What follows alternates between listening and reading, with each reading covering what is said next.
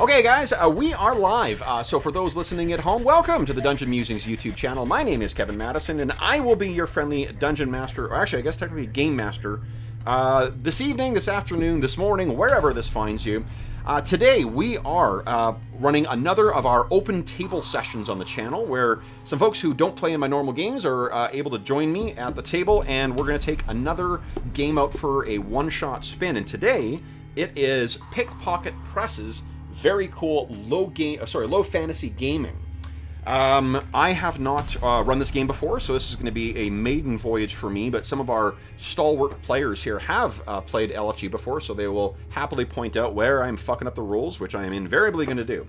And with me today are the stars of our one-shot session, which I have called Escape from Erobreholde.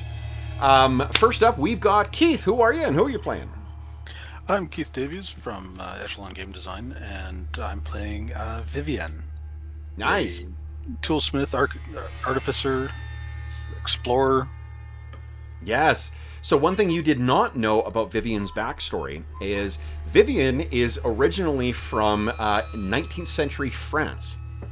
She followed a series of occult kind of like maps and studies and whatnot. She was a scientist and a scholar, and she traveled north, trying to find fabled Tula.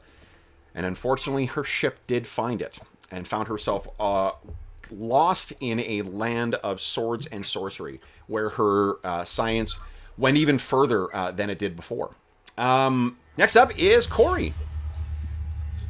Hey, how's it going? I'm Corey. I'll be playing Folkvar the Fat, the Scald Cultist. Nice. And next up is Shandy Andy. Hello, I'm playing Nukusu Nakota, aka Short Bear. He's a magic creature. Has a particular aptitude for throwing illusions. Excellent. And next up is another Kev. Yep, I'm Kevin, son of Clark. I'll be playing Zerzal Ghul, a Hyperborean fighter who's sort of made himself into a sellsword over the years and just adventuring around. Excellent. And last but not least is Sean.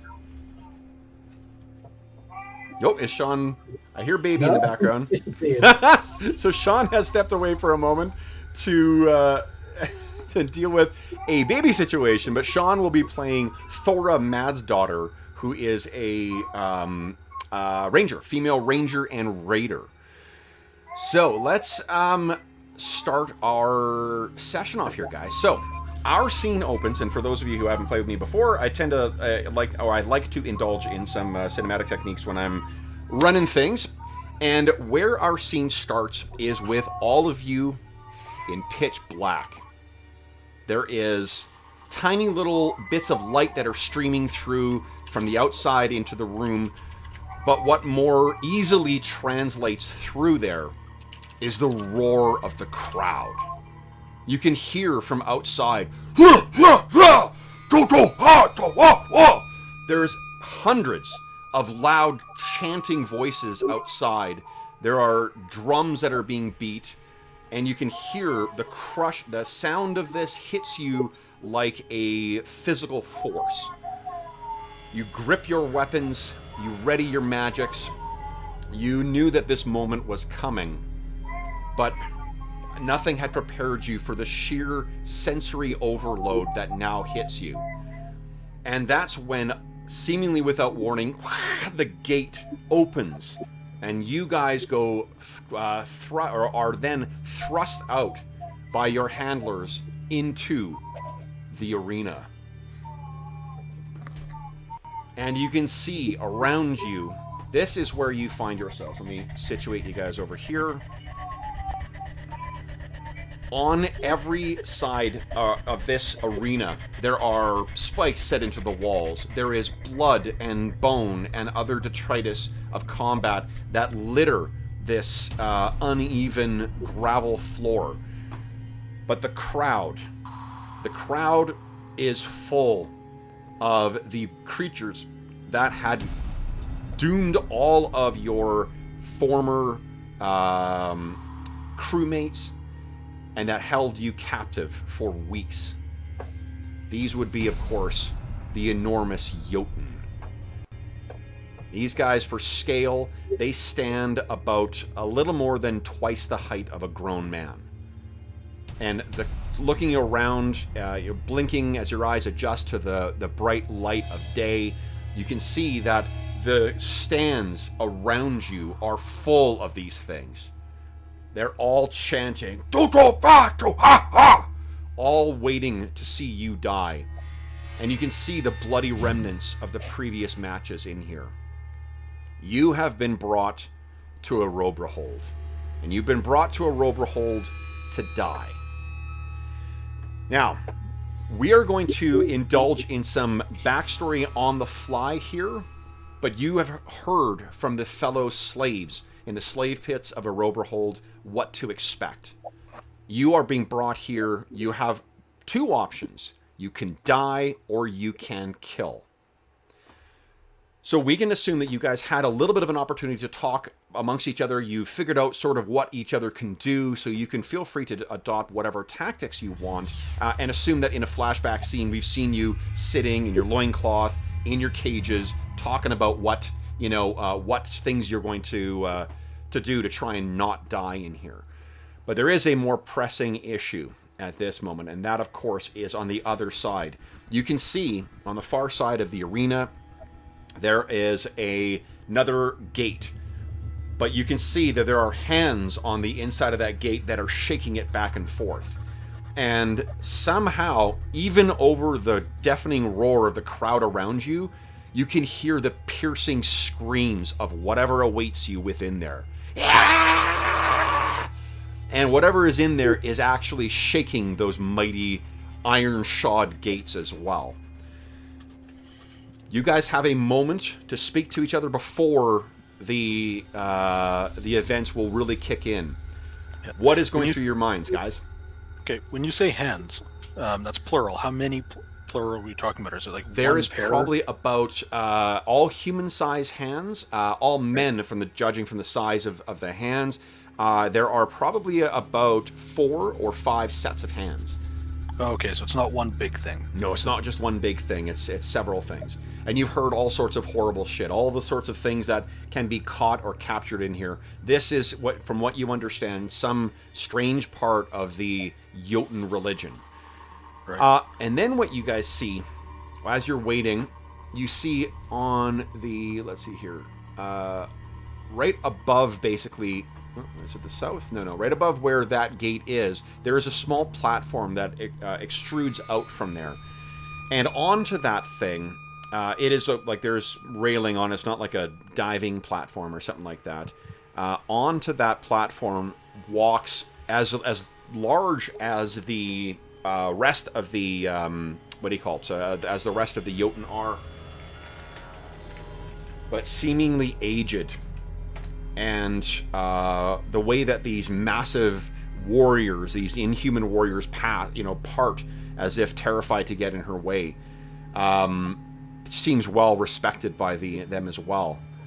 And this, again, twice the height of men, is what walks to the end of that platform, leaning heavily on that staff, bearing that little incense brazier or censer. She gets to the edge. She waves it back and forth. As she turns to face the crowd, the whole crowd kind of, falls to a hush. The only thing you guys can hear is the screaming coming from the far side and the pounding of your own hearts in your ears. She looks as if, like, playing up the moment, her milky one eye and their other good eye looking across the crowd, until she raises the censer up to the very height and speaks one word that is in a language you don't understand. The crowd all screams out in excitement, and the contents of the cage on the far side come screaming out. What you see is 6 men who, it may be generous to call them men because they seem like clothed savages or clothed beasts at this point. All come running out, bearing these crudely made axes, their teeth all filed to points, and led by a man who stands at least 7 feet tall. Easily your same height, Zarazal, but he probably has about 70 pounds on you. This is what he looks like. And as he walks out, bearing that severed and somewhat desiccated head, he swings it around, drinking in the praise or the adulation of the crowd. And looking up, you of course look like toys or children in comparison to these. Let's move these guys up to your lair. Boom. Guys, we're fully geared, right? you have all the gear that's on your character sheet, correct? As they're streaming out of this gate, Zarazal will kind of glance at his companions, and he'll step forward probably about 15 feet Yep. and draw this blue-gray steel bastard sword. Nice. So go ahead. Each square is 5 feet, guys. Everyone movement is very loosey-goosey in this, so everyone can move 30 feet as their move action. You have a move action, you have an action, so you can do something and you can move. You can always move. So go ahead and move yourself forward a little bit there, guys. And if you, again, we're appreciating that you guys would have had time to talk strategy beforehand. If you want to position yourselves in a specific kind of formation, clothies at the back, for instance, then you can feel free to do that. And then otherwise what we'll do is, I believe, we're going to be jumping into initiative. So initiative in the default way in the deluxe system is to every one of you guys makes a dexterity check. And then if you succeed, you act before the bad guys. If you fail, you act after the bad guys. Yeah. I was just muted there, but he's swinging that skull around, that severed head, like some kind of talisman, or like, this is my good luck charm, fear me, right? He's swinging it around like someone, as if trying, not necessarily that it has any kind of, spiritual value or whatever to it. It's more like, this is a creepy, fucked up thing to do, so I'm going to do this, and because it. Yeah, well, I want to take that from him. I've got my crossbow. I want to try to shoot it. Okay, well, we're dropping into initiative right now. So you're going to click on your token, and then you're going to click on your initiative on your character sheet. And let's see, your initiative is yes. Now, some of you guys may have weapons that give a bonus to your initiative. So, like short bear, your dagger gives you +2. You have to add that as a modifier. I haven't added that onto the character sheet already, but you can do that on the top right of the character sheet. We're right next to where you would roll initiative. And where would we see that at? So that's on the top right. Let me see if I can. So on your Zarazal, go to the character sheet. Under statistics, it's on the right next to your attributes. There is on the farthest right, there's one that's called initiative, and then you can add in a miscellaneous modifier. Now you won't. Your bastard sword doesn't give you any modifiers, but short bear does, and I think The dagger does. the dagger does. The PM short right sword now. does. Yeah. Alright, so he's got his bastard sword drawn, and it is two-handed. Yep. He's holding it in a two-handed position. Nice. Okay, so let's see here. Objects and tokens. So, let's see here. Folkvar fails. Okay, so Folkvar is going after the bad guys. Vivian's after the bad guys. Short Bear's after. So Zarazal is before. Maybe a shorter list for those who act before. So, Sean, if you can go into Thora and then click on Initiative. I see it. Do I got to click on her? Do I have a token hanging out? You actually, you know what? It's not. It doesn't seem to be tracking to the. Normally, what you do is click on your token and you click on initiative, and it'll put you in the turn order. It's not doing that here, so. Okay. Well, great success apparently. Okay, you know this will actually be easy to manage anyway because we're not really acting for you guys. Let me add one more. Copy one more guy here, and then I'll add him a turn. Okay, so Thora and Zarazal are acting before the enemies. That's cool. Thora and Zarazal, and then we'll put the bad guys in here. Okay, So, either Zerazol or Thora, you are up first. What would you like to do? You can do a move up to 30 feet. Each square is 5 feet. And you also get to do a action of some kind. Now, one thing I just want to point out quickly, guys, and forgive me for those of you who played before, but one thing you can do in this game is something called an exploit. And there are minor exploits, which is basically like any maneuver type thing. If it's brawling or tackling or, disarming or whatnot, anything that it would fall under like a Pathfinder maneuver or something that isn't just whacking someone with a weapon, but it's a combat action, that's a minor exploit. We just sort of talk through what we think that would be. You can also do a major exploit, which will cost you a, what is it? You make a will roll? Is that right? Or a luck roll? Or it costs you a point of luck? Can't remember. Let's look it up. I've got her open in front of me. Major exploits. You spend a point of luck. So your luck attribute, for those who haven't played before, is basically your catch-all save stat. But it is a decreasing resource as you go along. Luck is what you do to add... What a major exploit is some cool, badass thing that also happens with your attack that doesn't just relate to damage. But it could be something like, leaving a cut over someone's head that would bleed into their eyes and give them a mischance. Or some other narrative cool, stuff. You also can do what's called a rescue. And a rescue is basically the get-out-of-jail-free card for some other character. It's you just give us a cool narrative description of what you do, and that character isn't subject to whatever awful shit that was just inflicted on them. Does require a dex check and a successful luck check. I'm not going to apply that, because that's just two options to fail, and I don't agree that it necessarily would always require dex.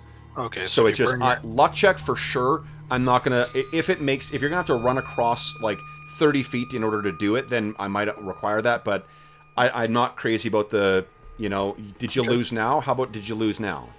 Approach to it. So plus it overly favors high dex characters that's my 2 cents. But Zerazol and Thora, one of you guys gets to go first before the enemies charge in. What would you like to do? Being the melee character, I'll defer to the ranger to go first, and I'll follow up. Okay. So can I move and attack in the same round? And yes, you can. Up to 30 feet, and then you can attack. Okay, what about cover? Is there cover for my allies? Unfortunately, this is a wide open... They want to have a full view of all of the bloody conflict, so there is no cover to be found. Lovely. Okay, so then I don't even have to move from here. I have a short bow, and I will use my short bow to attack the guy in front. Is he the main bad guy? The one who's... This is the one, yeah, the one up front here. This is the dude who appears the largest. Actually, Gotcha. Let me give... You know what I'll do is, so you can distinguish him, let me give you a health bar here. Let's see here. Yeah. And my range is 150, so that looks like it's plenty fine in my range, so I will attack with my short bow on that guy in the front. Perfect. Can you guys all see the bar on him? Yes. Yes. Yep. Excellent. Okay. So go ahead. So you wanted to move forward as well too, Thora? No, I don't think so. I think I want to be in the back for now. Okay. So you draw your... you've got your bow ready. Go ahead and make your attack roll. Okay. Let's see, where do I... It'll be further down the page, closer to the bottom, under ranged weapons. I have it, the ranged weapon, I just don't know what... I think on the far right is where the dice is. Is that right, guys? Yeah.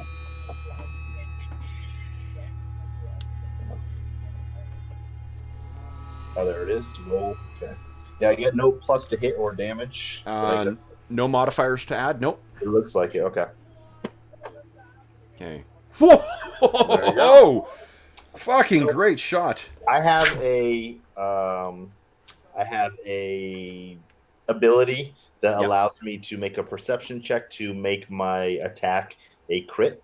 Let's see, it says sharpshooter. Before rolling damage, the ranger may make a perception check. If successful, the attack causes critical hit damage, and I may only use it once per round. Okay. Sure, give us a perception check. So just click on your perception stat, and let's see how that goes. Okay. Yes, I mean, it's a 1 point difference, to be honest. In the... Is it? Okay. Oh, no, it isn't. No, it isn't. It's 5 point because you add your level as well to a critical hit. Okay. Here's perception. Nice. All right. Okay. So Just then, got it. So that's 11 points of damage. Holy shit. awesome. Take that, dude. So, boom. Ah!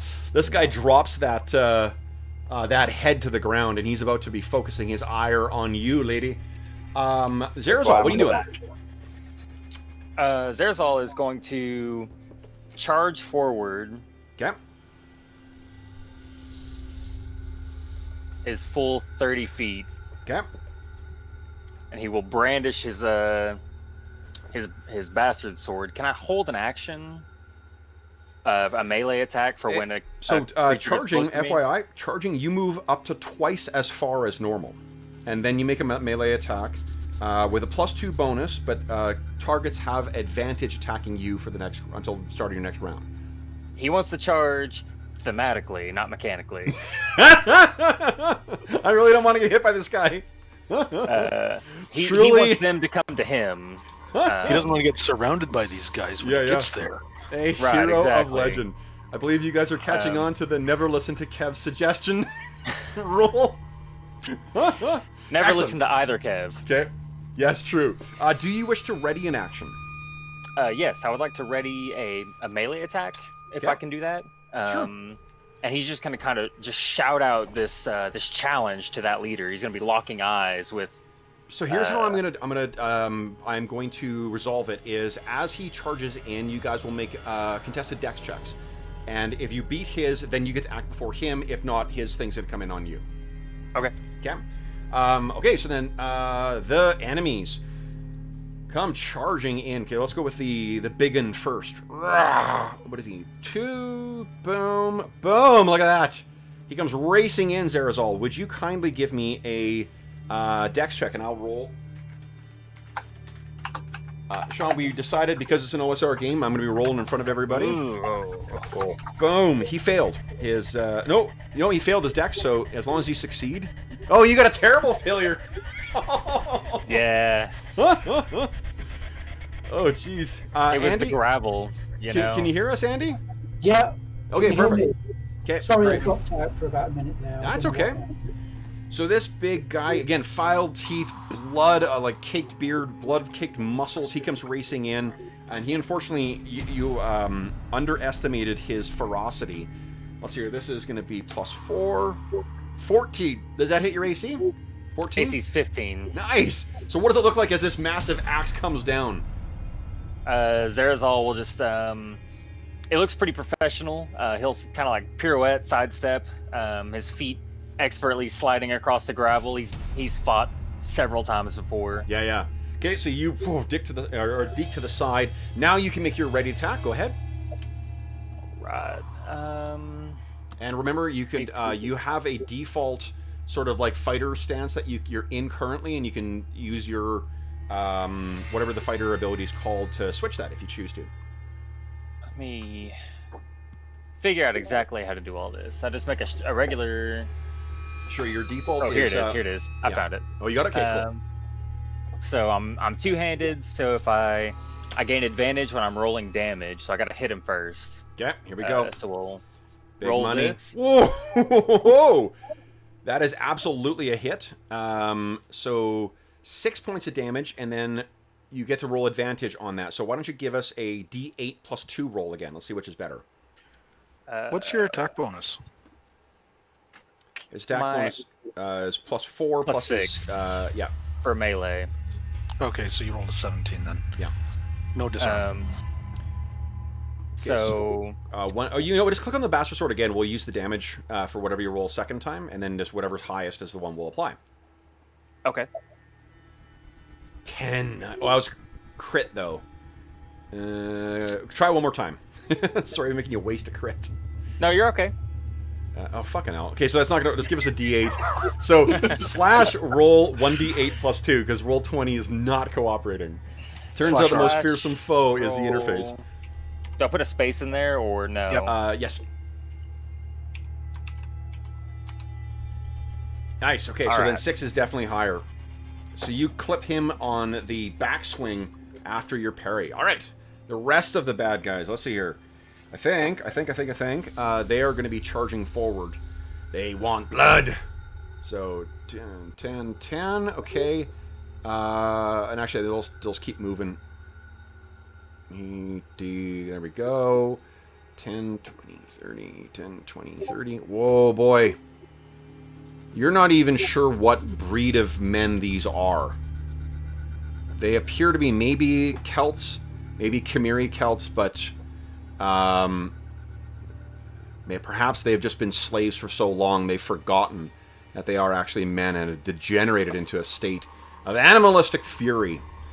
That is what the bad guys do. Rest of the party. Vivian, Folkvar, and Shortbear, what do you guys want to do? And who wants to go first? I might as well. Can I just check? They are 5-foot squares, yeah? They are 5-foot squares, yeah, and every second diagonal will be double. Okay. Can I move and cast a spell? Absolutely. Right, okay. I would like to move 20 foot forward, and then I would like to cast Glimpse of the True Gods. Nice. So why don't you click on that? It should show up in chat, and I've set it up so all of your spells should roll all the dice for you. Cool. 4 humanoids within 30 feet flee. Nice. Okay. A luck save resists. Okay, so we've got, let's see here, from where you are, 4 humanoid targets. It's 1, 2, 3. I guess the closest are all berserkers. Yeah. So let's see what. Okay, let me see here. Their luck. Oh, their luck is terrible.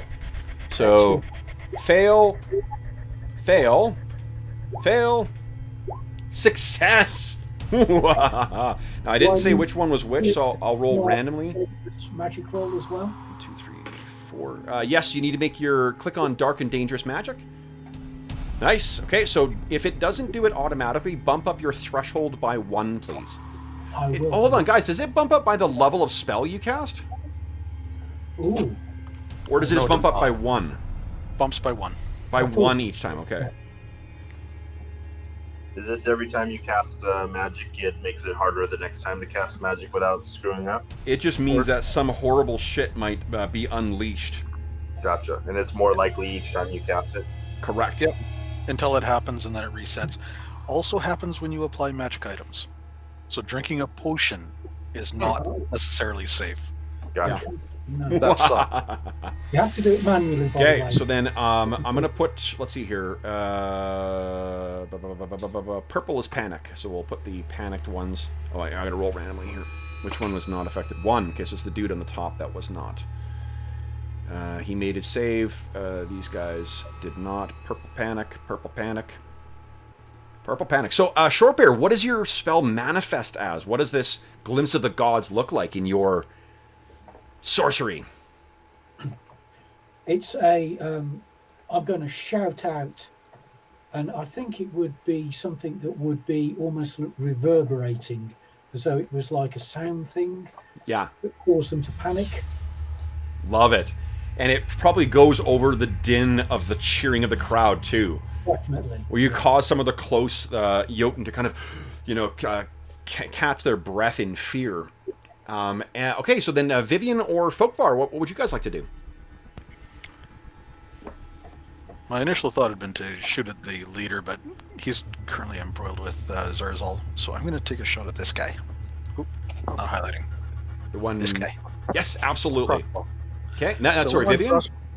Now, it appears, I'm looking at my stats here, and it appears my range, it says range weapons plus to hit is 0. Is it actually applying my attack bonus? Okay, so you ignore that. That's if there's any other modifiers. It'll automatically add your base attack bonus. It'll automatically add your stat. The modifier is only if there's any other things that go in, like a magic weapon or whatever. Okay, just thought I would check. Yep, absolutely. So, well within range. Yeah, so definitely. One crossbow. Oh, Hey! Sweet! Oh, that's a critical. Nice! So, damage. So what does it look like as you kill this guy? Folkvar. How tall is Folkvar? Like, I don't recall. Is that the... oh, fat, not short. Okay, I I lean around. He's wide. 5'11". I lean around Folkvar and take a shot at that leading one that was coming at us much too quickly. Yeah. Okay, so he's charging in. The spell washes over him from Short Bear, does not break his will, and then your arrow sticks through temple and then out the other side, and the momentum of his run carries him to the bloody floor. The crowd cheers at first blood. Folkvar, this leaves you. What are you doing? All right. Well, so as part of Folkvar's contemplative nature, he will naturally go last. Yes. So careful marshaling of your strength. after drawing his axe and shield, he'll kind of, before these guys charged in, he would, kind of rattle his axe on the shield to, give an impression of fearlessness, if you will. Yeah. But at this moment, I suppose he would probably try to go for the nearest target. So I'm going to move 5, and then that would be 15, right? Yes, that's right. Yeah. To there. And then, okay, so 15, 20, 25, 30. Absolutely. That puts me in range of this guy here. So Okay. he will take a swing at him with his battle axe. Here it comes. If I can find it on my sheet. Right near the bottom. He's contemplative. That's why it's taking so long to swing that blow. Yeah. All right. Ooh, 11. 11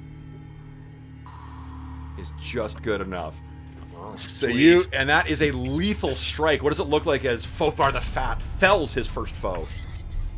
So basically, he's gonna move up in a kind of, I don't know, formidable fashion with his shield raised, Yeah. his axe up, and he'll basically push himself onto this barbarian creature and just put the axe right in his neck. Down. And unfortunately, because this guy's nerve broke at the last second, there is no hope for Valhalla, for cowards. Okay, so that is the end of the first round, guys. Now what we do is, alliteration by Dr. Seuss. So everyone, decide what your, or I guess, first roll your dexterity again. Let's see who's acting before the bad guys. Dexterity Well, or just click on initiative? initiative, sorry. Nice. Okay, so Vivian's below. I clicked it twice. I'm sorry. Oh, that's okay. Let's see here. So, We're all rolling initiative again? yes, you rolled at the top of the round. Everyone rolls initiative again. Okay. Okay, so far it looks like Vivian's the only one acting after the enemies. Thor, yeah. Oh, Folkvar. Once again, careful contemplation of his options. All right, so then we've got Short Bear, Zerazal, and Thora before the Berserkers. Who would like to go first? I'll go. It's fine. Okay. Is who's Zenny? No, what's the name with a Z? Zerazal. Zerazal going. I guess we don't know if they go before the guy or not. You do. So you guys, you can kind of like in fiction, you could see the tempo of the battle. Zerazal, Thora, and Short Bear are all acting before the Berserkers act. Awesome. Okay, so then I think Zerazal will take care of that guy. So I will focus on the guys above. So Okay. I'm gonna move about here and take another shot with my. So let's do this first. Let's click on Perception first. Sure. Now I have a question. course. It looked like I had Ranger Craft 4 out of 4. Yes. Is that what I'm using to do those special abilities? Good question. I cannot remember. Let's see here. Because if so, then I'm not going to use that perception again. Yeah. Okay, so Thora. Let's see here. Oops. Oh, sorry, I'm just going to the main tab here. Oh, I think it's in skills and features. Yeah, there we go. If you have it on main, it should display everything. You just need to Okay. scroll down. Okay. Yes, Sharpshooter is one of your uses of Ranger Craft, and that is something that so that's worth mentioning as well. So there are, just like in 5th edition D&D, there's short rests, long rests in this, but long rests take a lot longer. Like long rests, you need to be in relative safety, and it takes 1d6 days before you refresh everything. However, every 24 hours you can take 3 short rests, so long as you've had a significant combat encounter. And that's unfortunately kind of up to me as to what that looks like. Right. Those 3 allow you to make a series of will rolls to try and recover hit points, to recover used party assets and things like that. So the game is a bit more of a kind of like resource management on the fly thing than the like reset to full the way 5e is. Right. So on that note, I'm not going to waste my ranger craft on these guys who seem to go down pretty easily. So I will just attack if I can. I keep pressing the things and then they're disappearing because I'm not used to the color coordination. So I'm like, oh, where's those weapons? All right. So I'm attacking that guy. Okay, so go ahead. 18 is a hit, but not a particularly dangerous one. Your arrow just kind of wings him on the shoulder and does not drop him. He is still charging towards you guys. Zerazol or Shortbear, who wants to go next? I'll go ahead. Oh no, you go ahead.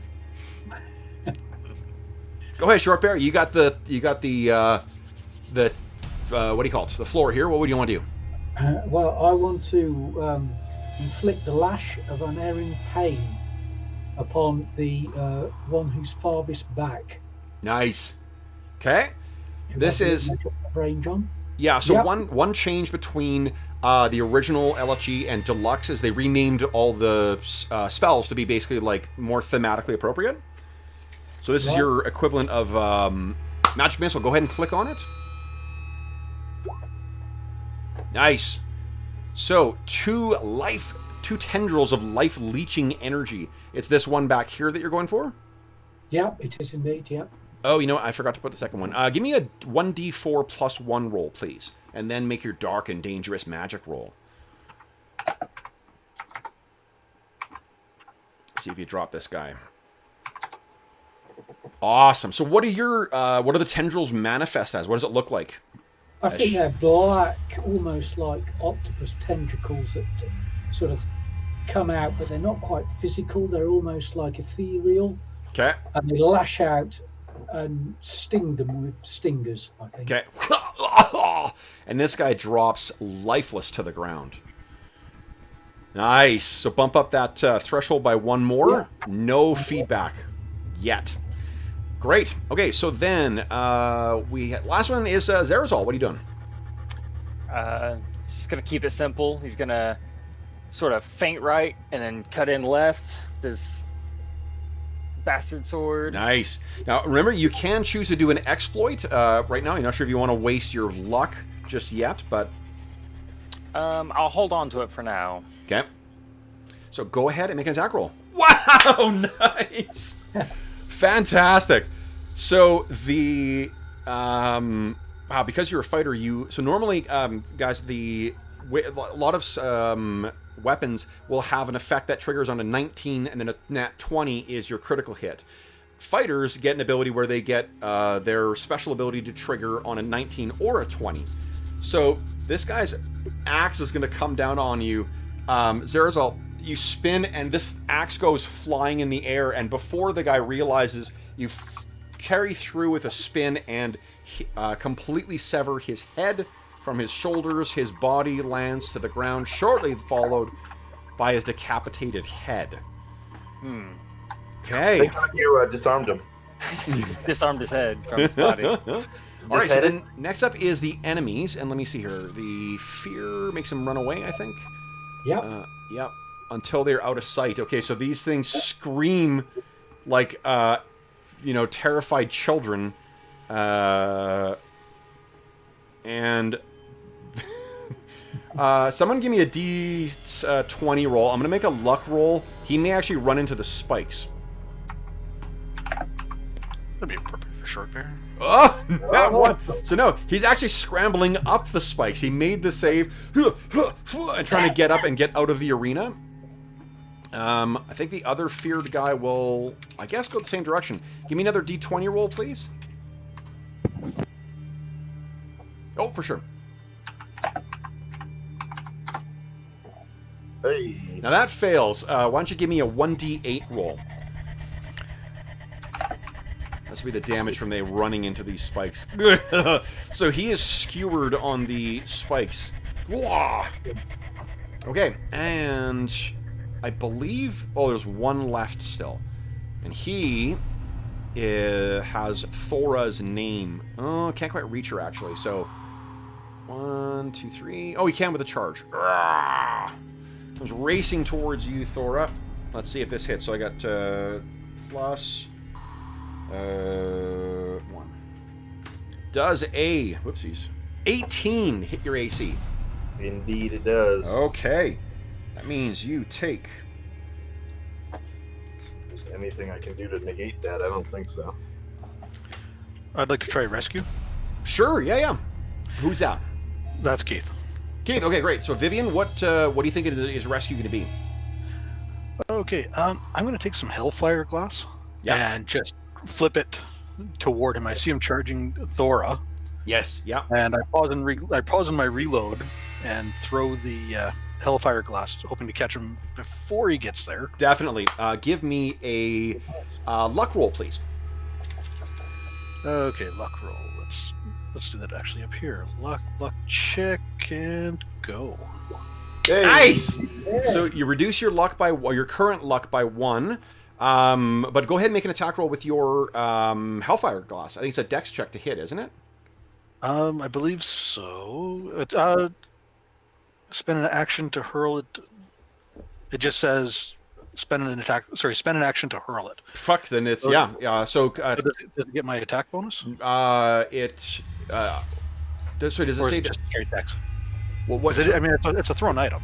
Oh, maybe click on the item. Let's see what it says in chat. Or click on your. I guess it'll be your abilities. Click on the ability. It'll display everything, but it will make the dice roll for you. Really? Effect. Oh, okay. Yeah. Let's just see what it says here. All right. So your black powder weapon, flash bomb, Hellfire Glass. You may spend an action to hurl an explosive device up to 90 feet, blasting a 10-foot radius for So that I don't think you need to make an attack roll. I think you just toss that motherfucker, and so you, what you're using is one of your uses of your devices. I'm not going to make you make a dex check because you're using up a character resource for this. What does it look like as this guy is completely consumed by your Hellfire Glass?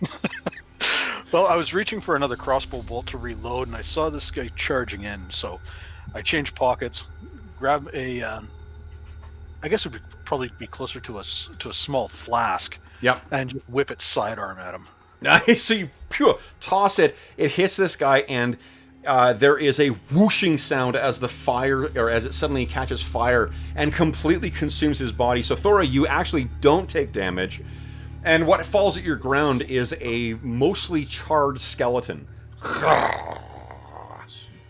I turned to Vivian and I, right, Vivian? Was that one did it? Yeah. And I, nod my head in thanks. Okay. And you, otherwise, if you guys are saying anything to each other, it unfortunately is drowned out by the cheering and chanting of the crowd. And then you see, before you have even a moment to catch your breath, you see that gate from below begins opening up again. And let me quickly do one thing here. And where are we? Where are we here? Oh, nice. We came through that unscathed. Yeah, I don't think anyone took any hits. You used up some resources, but no one got hit once. That's exactly how we like it to go. Yeah. Is that rescue attempt that you did, is that specific to your class, or is that a thing that everybody can try? Nope. No, that's an exploit. Okay. Yeah. Well, you guys go ahead. I'll shut up for a second if someone wants to explain what an exploit is again. In certain situations, an adventurer may attempt a rescue exploit, which may only be used to protect another person or thing. Rescue exploits are only available when it is not the adventurer's turn, in response to something happening within approximately 30 feet. A rescue allows one player to negate or reverse an adverse event for another player or NPC. Rescues are exclusive to PCs. Player must explain to the table how his adventurer intends to achieve the rescue. The rescue might include such things as pushing another adventurer out of harm's way, using a shield to deflect arrows targeting an ally, or grabbing hold of a henchman as they plummet into a pit trap. If the GM agrees a rescue is possible, the adventurer must first make a successful dex check to move into position, and you said you are waiving those? Yeah, I'm going to use it, like, in the case of yours, I'm not sure, like, a dex check is just an opportunity to fail, and you were using a character resource to drive it, so that to me is a good enough cost. Yep. Okay, so we'll skip that paragraph, and then finally, the rescuer must make a successful luck check modified by the GM at the GM's discretion. If the luck check is successful, the rescue occurs, and the rescuer's luck attribute is reduced by 1 as usual.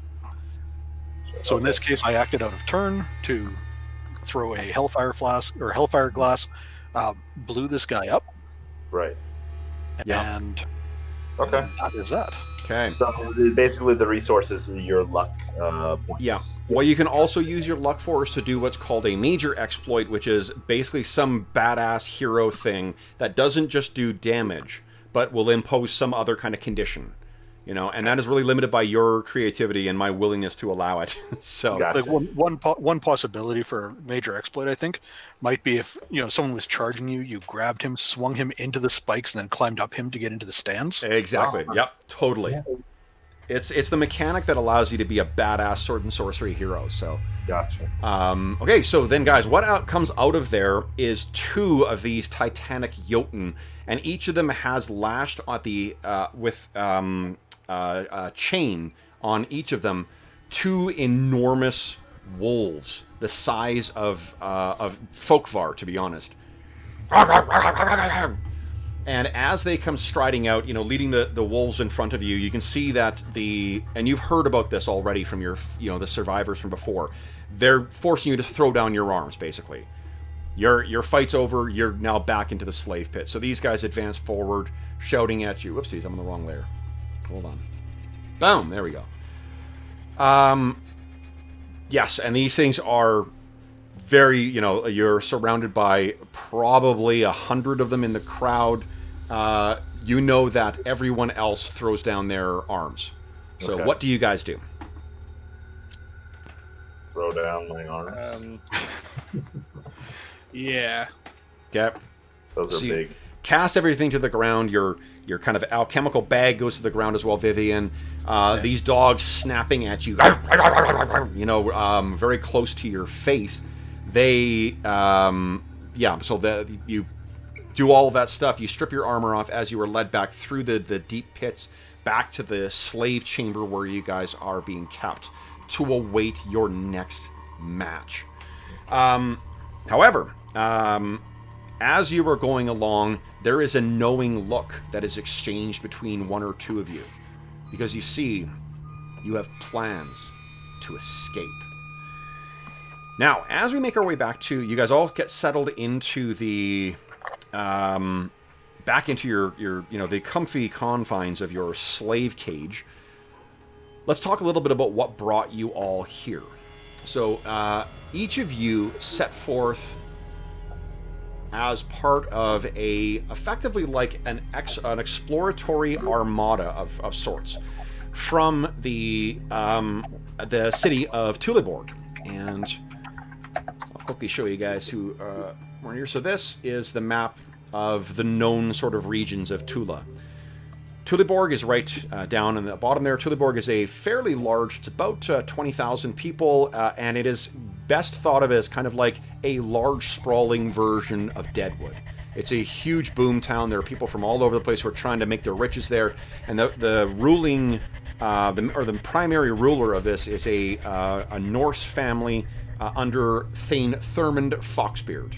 And the House of Thurmond had sponsored a fleet of Viking ships to make their way up the coast of Tula, because looking at how small this region is, this is what all of Tula actually looks like. And the Viking ships can actually move fairly quickly, so you can make that, the Drakars they use, can make some pretty good distance as they travel, so you just travel far along the coastline and see what you see. Unfortunately, about a month into your voyage, all of your ships were laid upon by ships that were about 2 times the size of yours, crewed by these massive Jotun. Nearly your entire fleet was sunk, and you all were taken captive and dragged back to Erobreholde. That was roughly about 3 weeks ago. In the time since, you have recovered from the injuries you sustained in that, and this was your first match in the pit. However, during that time, you have sort of been studying your, how they've been keeping you, where your stuff is, and there's a couple things that we're going to do first here. One of the neat things in low fantasy gaming is there is a optional table for establishing character connections. So here's what we're going to do: is everyone's going to have a connection to at least one other character, and we'll go one by one, and then we'll roll on this, and then we'll figure out who the connection is, and that way we'll have a total of 10 connections across each of the characters. So let's start with Vivian. Keith, would you kindly give me a D20 roll, please? D20. A 6.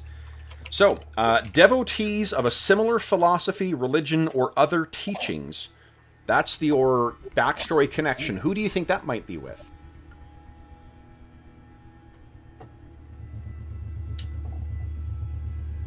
I'm going to say... Okay, I'd like to change that slightly. Sure. Short Bear and I don't share the background, but we've been discussing them.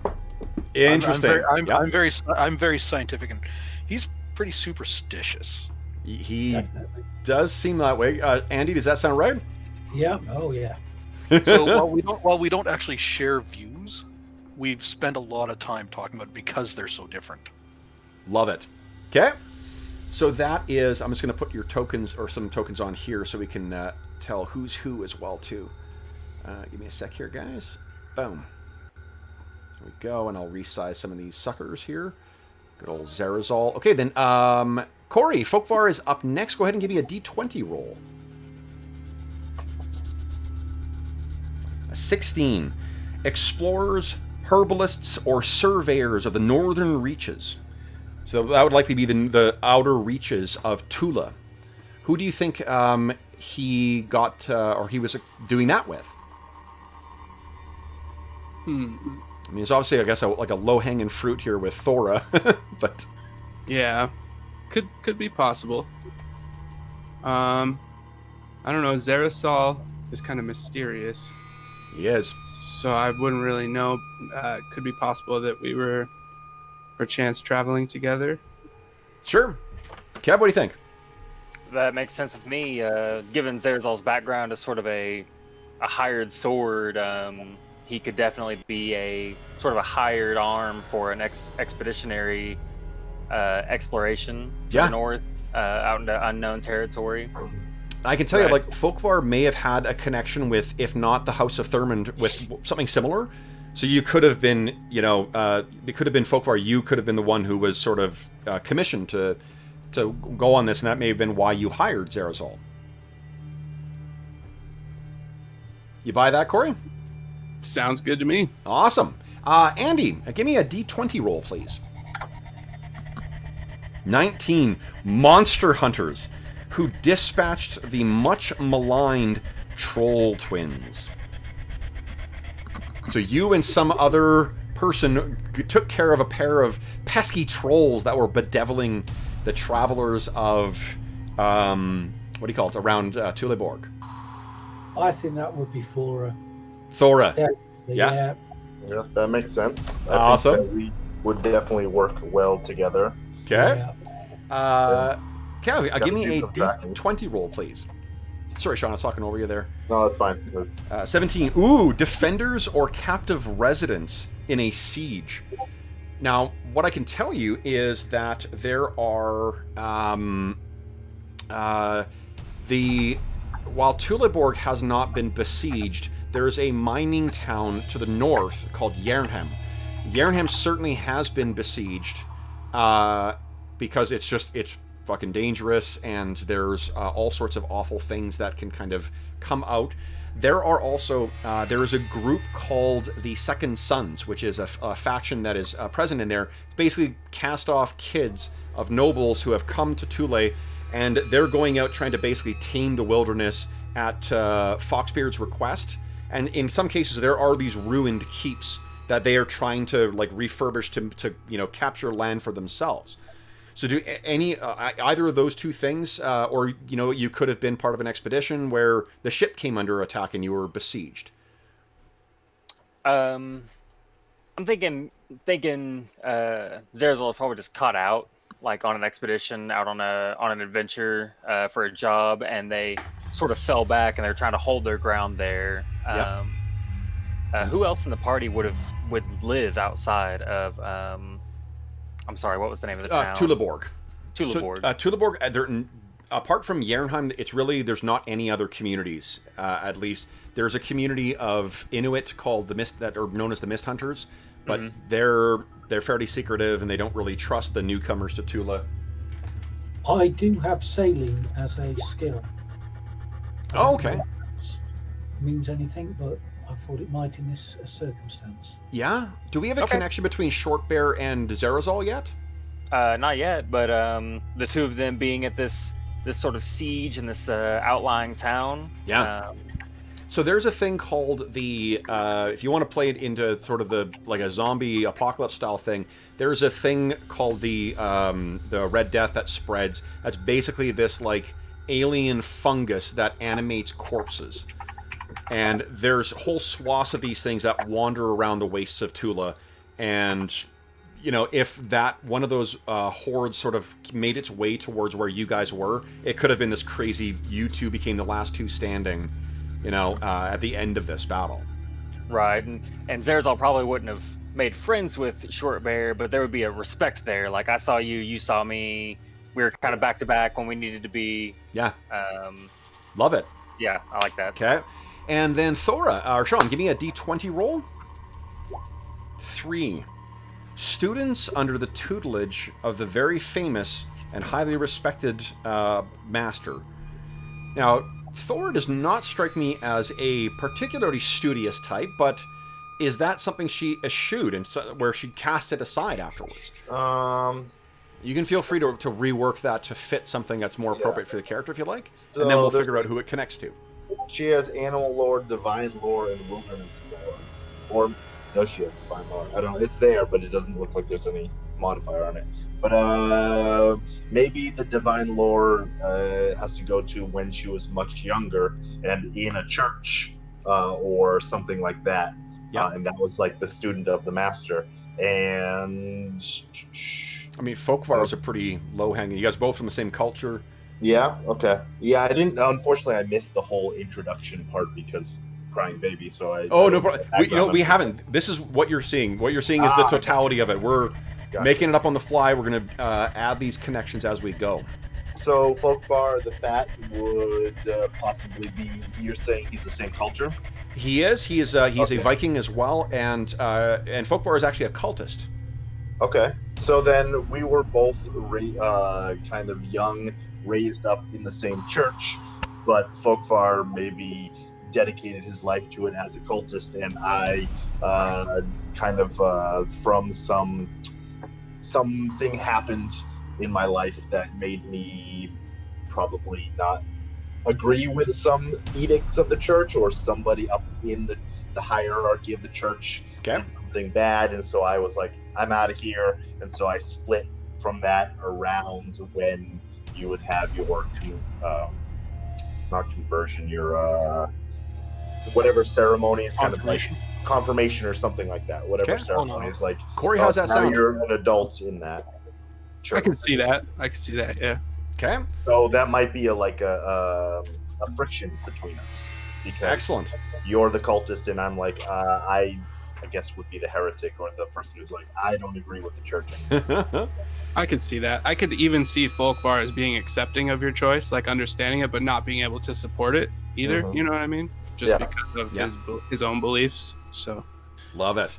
So, guys, now for today's session, once per session, when you play up that bond in a obvious, in the show don't tell kind of way, you will regain 1 luck. Now, you guys sit down, and this will give you an opportunity to catch your breath. So let's talk about short rests. Now, each day, here's one thing you know. You know that you will not have another fight today. So you definitely, within the 24 hours, you can expect to not have to fight one more time, which means you're only really going to be able to trigger 1 short rest mechanically. For the short rest, you pick, you'll see on your character sheets, there's a listing of, like, I think W3, W2, W1. Is that what it says? Where are we looking? Where am I looking? What would that be? Good question. Let's see here. Kev, are you making this shit up? I may be. Where is it here? I could have sworn I saw that. It was... is it under injuries and setbacks? I have nothing under that. Doesn't seem to be. Let's see here. Main. Oops. Main. Here we go. Oh, hold on. Am I hiding different parts of it? The character sheet is beautiful, too. Like, for Roll20 games, this is pretty awesome. Where am I looking here? Reroll pool. Luck checks. I may be thinking of a different game.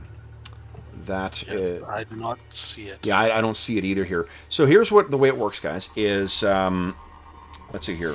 3. Oh, you know what it is? It's on the actual character sheet, the physical character sheet. That's why I'm. It's got rests: 3 times will, 2 times will, 1 times will, and you check it off as you go down. So during each short rest, you can do one of 3 things. You're going to make a will check, and we're going to assume that you're going to use your 3 will checks for this. So that means you can roll your will check up to 3 times. Each time you are successful, you can recover half any lost hit points plus your Constitution bonus. You can recover 1 use of an expended class ability, or you can recover 1 reroll pool. And we haven't talked about the reroll pool, but basically, any skill that you are trained in, you have access to the reroll pool. Anytime you make a luck check, whether that's a saving throw or whether that's just a flat luck check, you can have access to the reroll pool. You have a number of points in the reroll pool equal to your level. And yeah, that's that. So, you guys didn't use up... Say again? Out of curiosity, I seem to recall, and this might have been something that was only happening in our group, but we can also we were also able to get back up to 1 spell per spell level. That's an expended class ability. Magic users may not recover an expended spell use from the same spell level more than once per level. So when you're recovering a expended spell list for Short Bear, you can recover... I can't remember if you cast... Was it 2 first level spells you used? Andy? Yes. Yeah, so then what you can recover 1 of those, and then if you had used a 2nd level spell, you could use one of your expended class abilities to recover a 2nd level spell. Yeah. Okay. Can I also mention that, so the other guys are aware of this, during a short rest, I can automatically restore half of a touch target's lost hit points. Nice. Providing that they have no other benefit from any other healing. Cool. Bear that in mind, you can choose something else other than getting your healing back and allow me to do it as part of my character. Awesome. So I think... Let's hear... go ahead. Oh, I was going to say, I believe that I'm down 1 ability, Short Bear's down 2 spells, can get back 1, and... Thora, thank you. Yeah, Thora's down 1 ability. Yeah. I think it's only, like Vivian and Short Bear and Thor are the only ones down, so that's really the only ones we need to think about here. Yeah. So who would like to make their will checks first? I will. My will is terrible. So, and in the notes, there's a little thing that says recovery, so maybe that's what you were thinking of. Maybe, yeah. So let's see. What do I just click it for? Click on will, yeah. Okay. Let's see. Hey, terrible failure. Okay, awesome. but you do have 3 will checks. So 1 of your 3 is down. Go ahead and again. All right. Success. So you've regained your ranger ability. I think that's the only thing you were down, right? Sure. Yeah. Short Bear or Vivian? Who wants to go next? Oh, Short Bear's going next. Nice. You got a first level spell back there, Short Bear. And Vivian. I'm just going to spend one will check. Okay. And just on the off chance it does something. If it doesn't, that's fine. I'm only down one. Okay. Success. Nice. Excellent. Okay. So yes, so you guys have had a chance to sort of catch your breath. Now, the plan you've got in place involves obviously getting the hell out of Erobreholde. So let's talk about how we're going to sort of model this. So one of the things that Low Fantasy Gaming does as well is it has something called a party challenge. And this is kind of like the Low Fantasy Gaming equivalent of what were skill challenges in 4th edition D&D. And there's more narrative games that have something similar to this. The 2D20 games have stuff like this that are extended tasks or whatever. For this one, what it is I decide on a difficulty, which is how many successes are needed to succeed in this thing. And then what you guys do is we sort of narratively, you can picture it like a montage. We're going to use dice rolls to determine sort of what happens in that phase of the story. And then if you fail, each failure will have a narrative consequence. So something will happen in the fiction to reflect that. And if you roll too many failures, you will be caught trying to escape from Erobreholde. But what the first task will be to recover your gear. You know by now that your gear has been stored nearby. It's as long as you can get out of one of the slave cages you're kept in. You're basically, imagine like a dug out longhouse, where it's dug down, so the longhouse is sitting on top. There's the big structure within there. In the pits is where you are all kept in cages, and you're fed once a day by a fairly brutal and fat and out of shape, lame Jotun. But there is one animal that you have bonded with, Thora. Now, Rangers, the one thing I didn't add, Rangers have a feature called, basically it's like a pet. And you have an option of choosing a viper, an owl, or a wolf. So I'm going to leave it to you to what you've bonded with here. It could have been something that you bonded with before that didn't come in. There could have been a snake that made its way in that you've bonded with. This effectively will become your hunter's pet. Right. When you say snake, what type of snake? A viper. Okay, so a viper has a venomous bite. Is it a small animal? Is approximately tiny? 6 to 8 feet long, able to climb trees and squeeze into other locations. It also detects body heat up to 10 feet distance. Okay.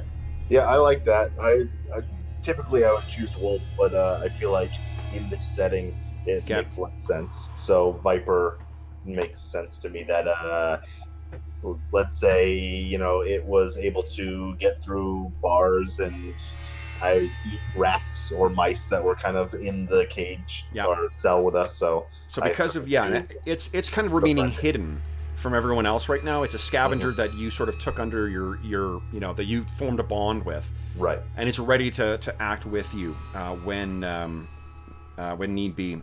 What do they do here?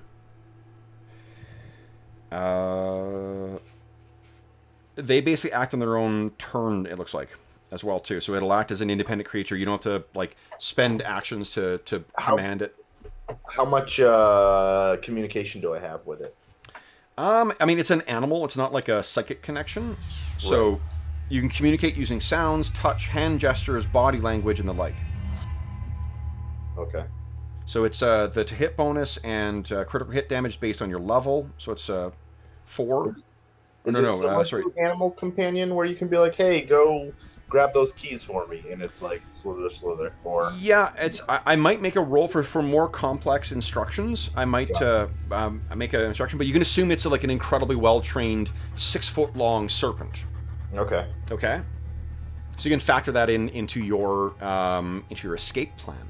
Right. So let's talk very briefly then about what the plan is, guys, and what other options. So there is one of the decisions you need to immediately make just to get out of the immediate vicinity of Erobreholde, and then try and make off your way into the... We'll deal with once you're outside the hold to decide where you're going to be proceeding next, because that's also a bridge to cross. But one thing you can decide, each one of you brought with you, which has not been returned to you, some kind of magic item. You know that sinister crone that went out and made the introduction? She has them in her quarters. So what you guys can choose, if you want to recover those things, you will have to deal with her.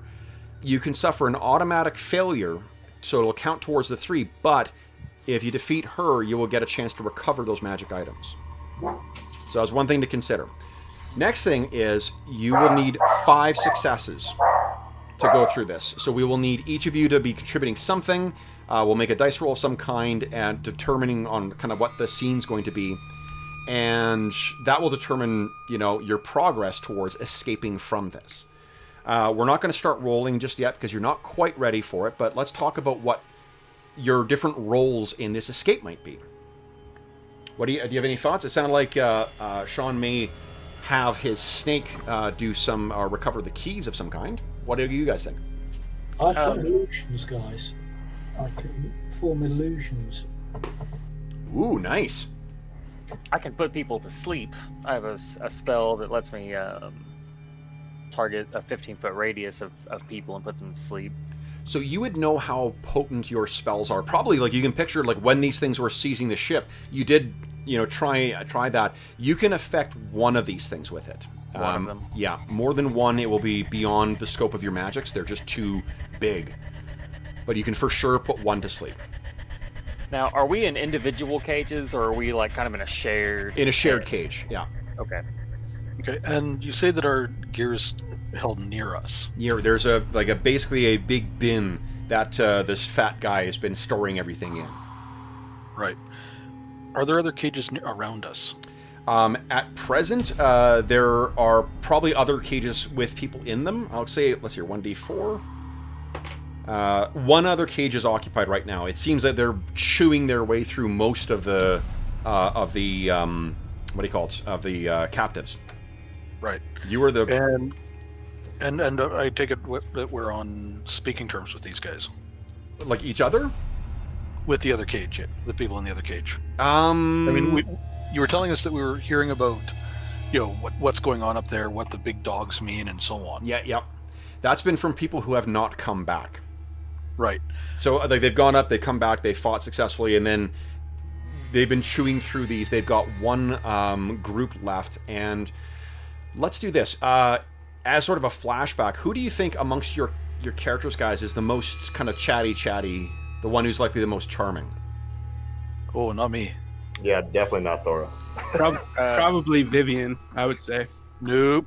Zerzal's not charming or chatty, but he does, according to his character sheet, speak lots of languages. Yeah, yeah, same here. Actually, and gather information, deception. Well, okay, I've got some personality issues apparently. Okay, but who's got it? So this will be a charisma roll, and then if you've got a skill, that'll allow you to add +1 to it, and then it'll also you'll be able to have access to rerolls if you want to. Yes. This will be sort of judging, how we're going to use the results of this to judge how this has gone so far. Whether there's a camaraderie amongst them, or whether it's sort of like, no, fuck you, it's everyone out for themselves. So I suppose Folkvar is fairly charismatic, but he's not really chatty. But if he had to do some talking, he could. Okay. If the team wanted to put him up to it. See, my thought here is, if we try to get out, yes, small group might be more successful, but if we can get everybody on the move, it might cause some more confusion. And if we let these guys out of their cage, they're less likely to start raising a clamor, going, "Hey, these guys are trying to escape, guards! Don't leave us here."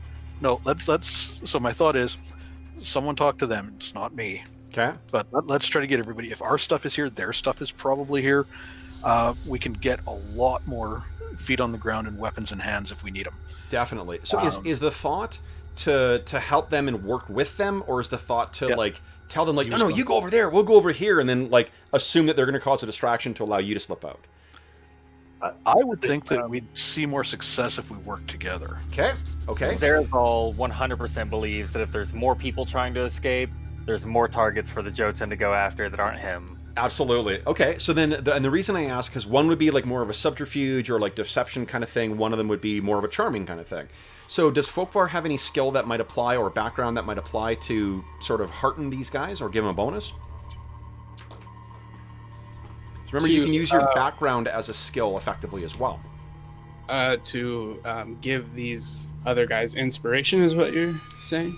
Yeah, like, I mean, if what you're doing is you guys are going to try and convince these guys to go along with your plan, this is what the results of the roll will dictate.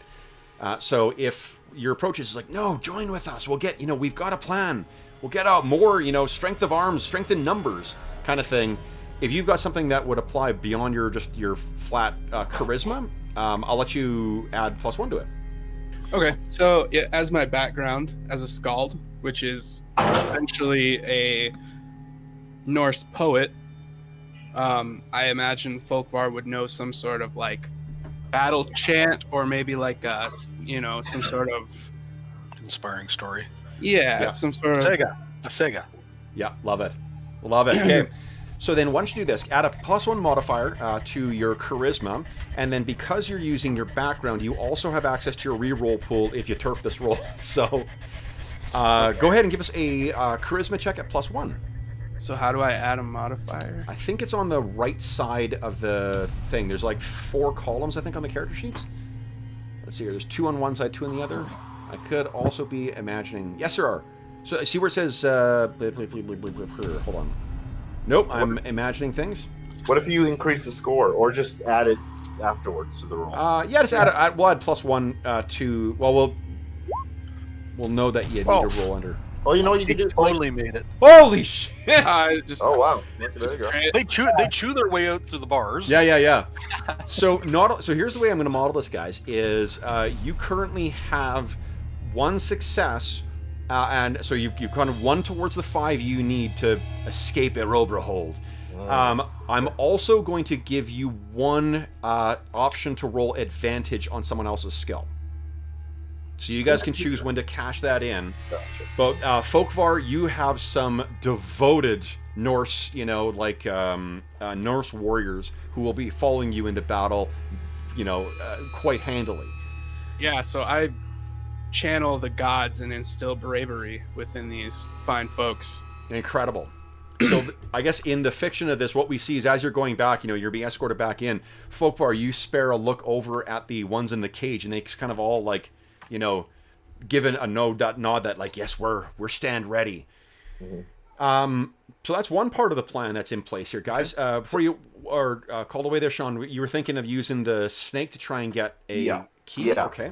So I was thinking the key ring, typical jailer key ring, is either on the Jotun or it is hung up on like a hook. Okay. So which one? Am I deciding that, or are you deciding? I'm fine. I mean, I imagine that it depends on if you're doing it when he's moving around.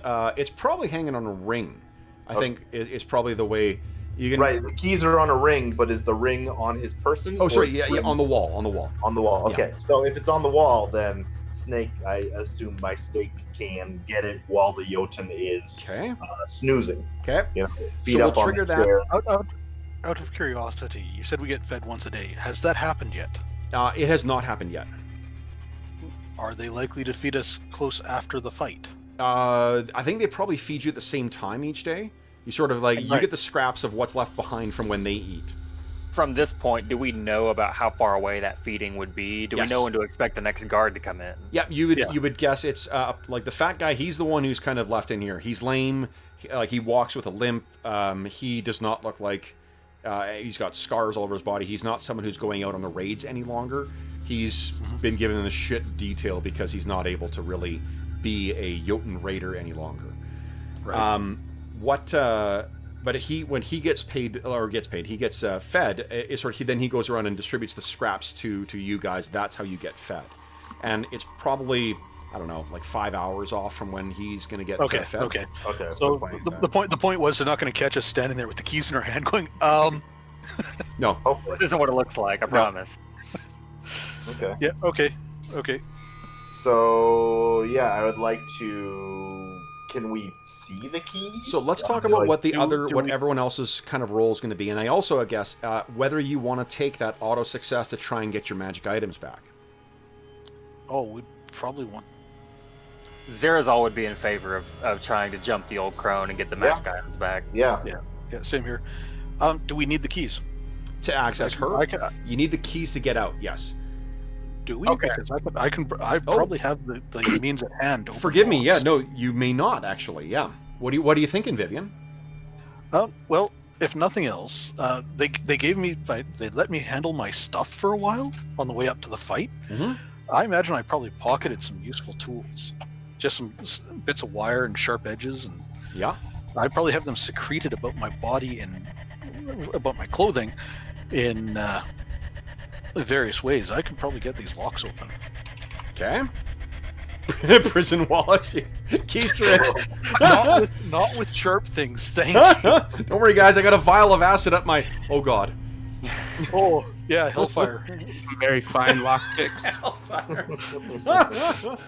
Okay, so that would be Taco Bell, Vivian's you know. contribution. Thora has got. Those are two options for that. What about Folkvar and Shortbear? What are you guys thinking in terms of once you get out of here? This is you can picture. It's very much like what we see in the illustration here. You know, massive towers. This is all scaled though to a Jotun. So you're about half the size. You can picture yourself being half the size of what this thing would be scaled for. There are massive. How far apart are the bars? Sorry. How far apart are the bars then?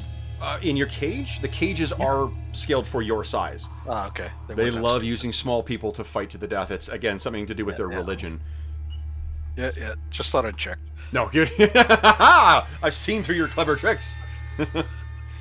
Okay, so Folkvar does have a spell called Whispers of the Watchers that I can locate an object within 1,200 feet. So if you can't pick the locks or whatever, I could possibly try to locate the key with that spell. If we can't see them. Or if they're hanging in this room, then we can probably see them. You can see them, yeah. Like Oh, you. we can see them? Okay. We probably don't need that then. Worst case scenario, Zerazol's ready to try to like force the door open if possible, but he'll wait until everything else is exhausted first. Okay.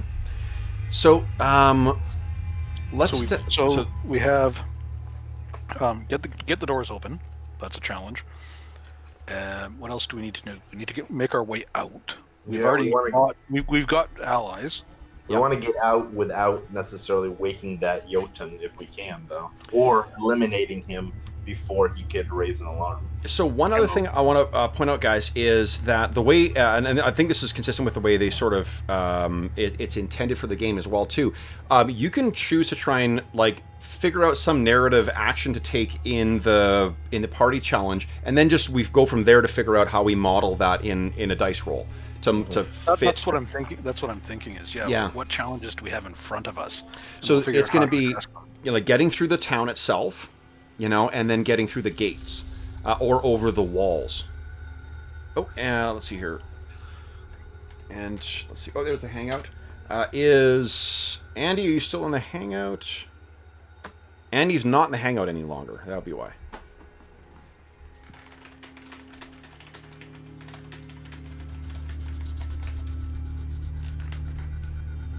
You just got to say it way louder. Andy!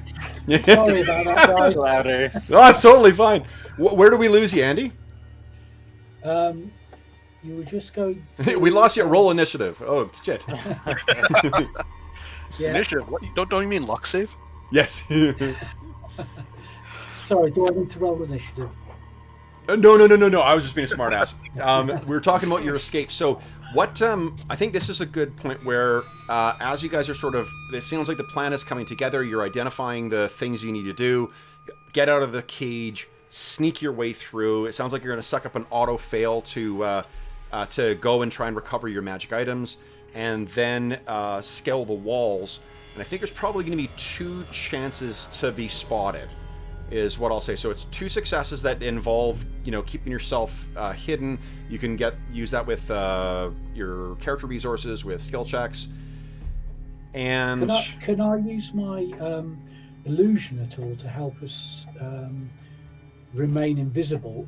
I know it's not an invisibility spell per se, but yeah, it creates an illusion that they could see something which was not us. sure. What would you think that might be? What you've seen, when you guys were first brought in here, those massive dire wolves that they have, the Fenrir wolves, those things are like effectively allowed to run around like stray dogs here. So I could effectively create that illusion instead of us while we were moving about. What do you think, guys? Sounds I'm could be all helpful. for it. If it's something that can get them looking the other way, yeah. Yeah. I mean, I've got 2 illusion spells, basically. One is a visual illusion. The other one is a more complicated one, which involves all sorts of things like smell and sound and everything. But I don't think we need the second one, do we? We just need... Would we have heard enough of the Jotun going about their business for Shortbear to possibly make an audio illusion to command these stray dogs to go somewhere else? He could. He also has a one of his sorceress abilities is to to understand all languages, I believe. Yes, that's correct. Yes, any other language I can understand and speak, I believe. Nice. Okay. So Okay. Thora has a couple things that she has. She's stealthy, and she is athletic and has animal lore. So potentially helping to... Oh, and has really good perception. So could be looking out for people and maybe scouting ahead to see if there are anybody in the path, or animal lore. It sounds like you're going to try to cover the dogs, but if that doesn't work, I could try to coax them to go somewhere else. I don't know. And athletics wise, like climbing up on the top of the wall and throwing a rope down. Like, these are the different things that she could do as part of the escape. So Awesome. I'm not sure where. Do we just want to get the wolves away from where we are? Yeah. Yeah. Well, I mean, the obvious one is, could I just create the second illusion, which includes smell as well as sound and a visual illusion, and put a wolf in heat? Yeah. Everyone turns to Shortbeard like, how do you know what a wolf in Yeah, heat sounds exactly like? what I Don't was tell me. thinking. Don't ask. Do not fucking tell me. You know what though? So this is where working the mechanics is really good. Don't you have a really good like survival or wilderness lore thing, Shortbear? Yes, I do have a wilderness lore. Yeah. Yeah. So I imagine that when this suggestion is made, that grin that is on Shortbear's face is quite present. Oh, that's great. It's all coming together. So we as don't you guys ask what happens in the bush. Yeah. Okay. As you guys are kind of like confirming these plans, you hear something unexpected. You hear the rattling of the door and the sound of 2 of your Jotun jailers who are drawing you out. And these 2 come in with their Fenrir wolves on the chains, and your jailer, the fat one, kind of like struggles to get up, and he says something, and these guys back at him. And so he gets up, wanders over. He first hits the jailer, slams his big club against the side of the cage. You guys are awake. It's completely unnecessary, but it's what he does every damn time. And you guys are led along back to prepare. You are brought back into the sort of along the outside to the center sort of area of this is this massive Colosseum type thing, or fighting pit. So you're led along and brought once again down into the bowels. You are armed again, and this is weird. You've not seen anyone brought in the evening before. It's this is still early or early spring, so the what do you call it? The nights are still, or days are fairly short still. The night comes early, and particularly in Tula, the nights do seem to come fairly early. You guys once again stagger out into the pit, and you see this time, in place of that crazy cheering that you heard before, there is a clear intoning. There is a chanting that's going on. Anybody who's got divine lore, you go ahead and give me a check, please. I do. Yeah. Folkvar does. Nice. Okay, Well, Thora. At least we didn't get caught with the keys in our hand. Okay. Yeah, this is why I was hoping. Although, like, really, what were they going to do? what's maybe- the what's the Jotun word for my bad? Oh. Oh, is yours show up there, Divine Folkvar? lore made. I was mistaken. I have sacred lore, not divine lore. Go ahead and roll that. Or- That's fine. yeah. And Oh. it should have automatic advantage on it because of your cultist background. Yeah. So click on your divine lore skill. Yeah. Succeeded. Already did. Oh, Folkvar, sorry. Yeah. Oh, okay. There we go. Nice. Nice, great success. Okay, so the reason I wanted to see if you got a great success is because, and that's actually maybe something worth mentioning, is that there's stage successes in the game as well too. If you roll half what your number is, or more than double what your number is, great success, great fail, as well too, which is kind of fun.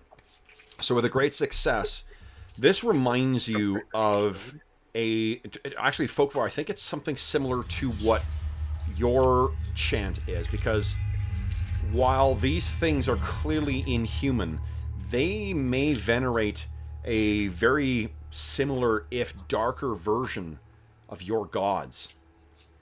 They're chanting a name that sounds very much like Woden. So knowing that this prayer is being issued out to everything, you cannot see any obvious... Once you're into the arena, you cannot see any obvious threats here. You can't see who your adversaries are until you hear this whang against the other the what do you call it, the gate on the far side of the arena, and within it you hear this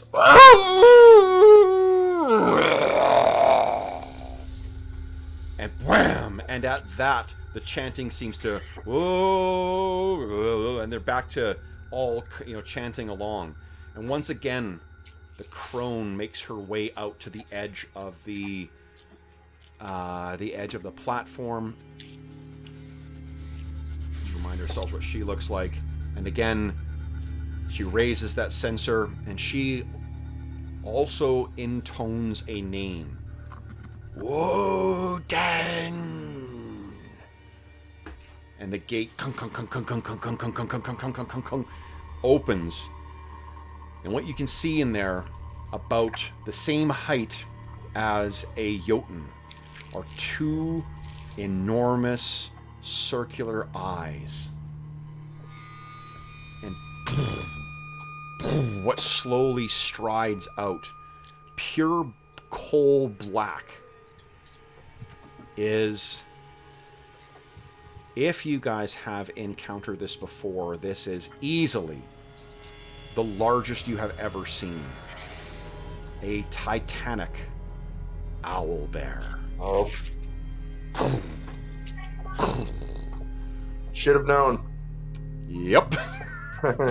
Ah, nuts. And to give you a sense of scale, guys, here it is. In 3, Out. 2, 1. Oh, Oh, jeepers. Now's a good time to mention that Low Fantasy Gaming has some really terrific rules for making bosses. So guys, it is halfway through our session. Let's take our 5-minute break right now, refresh our beverages, take our washroom breaks for those of us who have old man bladders, and come back, and then we will start off with some initiative and see if you guys can survive through to you making your escape plan a reality. So back in 5 minutes, guys, and I'll put on our traditional... let me put it in here. What do you call it? Intermission music. There we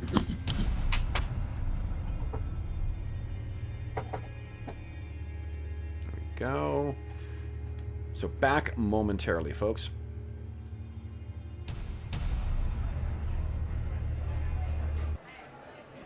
Oh.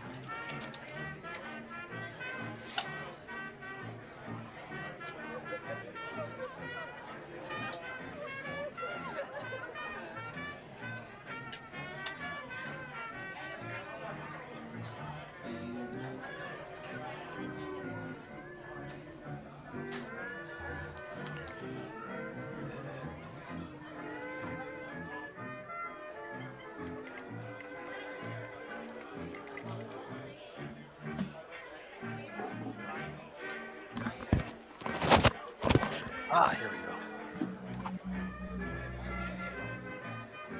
So I just realized one of the things I'm working on at home is a book called Patrons of Low Fantasy.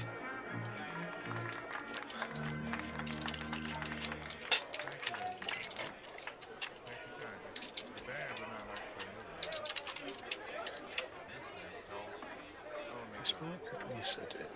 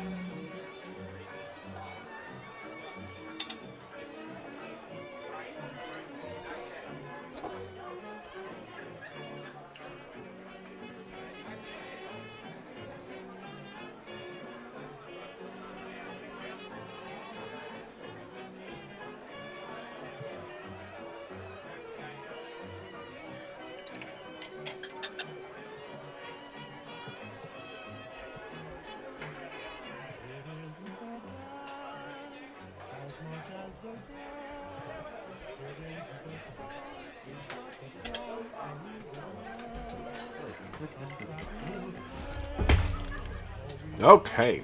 Okay. Hey, Nefarious. Hey, Flame.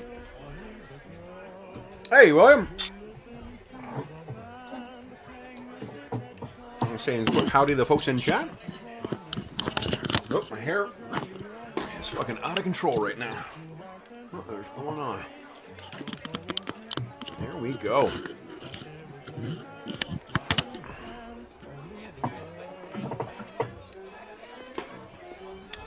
Let's maybe give you guys a sense of what the hit points of this thing looks like. 2 bars. Yeah. Oh, I'd love that. So it's at 200% right now? It is, let's see here. It is going to be an awesome fucking fight. All right. This is going to be fun. All right. I realized earlier that I didn't mute the Hangout. I muted Roll20, so I hope I didn't get too much like baby crying on the. Just no. earlier. Yeah. Right. You know what? I think so many folks have who play regularly in the channel have young kids around, so like it's sort of a regular background noise anyway. Yep. Yeah. No, I mean, my youngest is 18, so. Jeez. That's a while ago for me. Yeah. No, mine's I only have one, but he's 25. So the crying is at a different pitch for them. Yes. It's more of the give me the car. I want to go. Mine bought her own car. Nice. So, yeah. Mine is actually better at fixing his car than what I am. I am what you call useless. So let's see, is that right? No, wrong thing here. I don't want to. Exactly. I choose to. My skills are better pressed elsewhere, like doing shitty owlbear sounds. So. You know, hey, you got a pretty good Scottish type accent. I did a West Country accent for a series of One Ring sessions we made. I played a hobbit, and it was one of the most fun characters to play.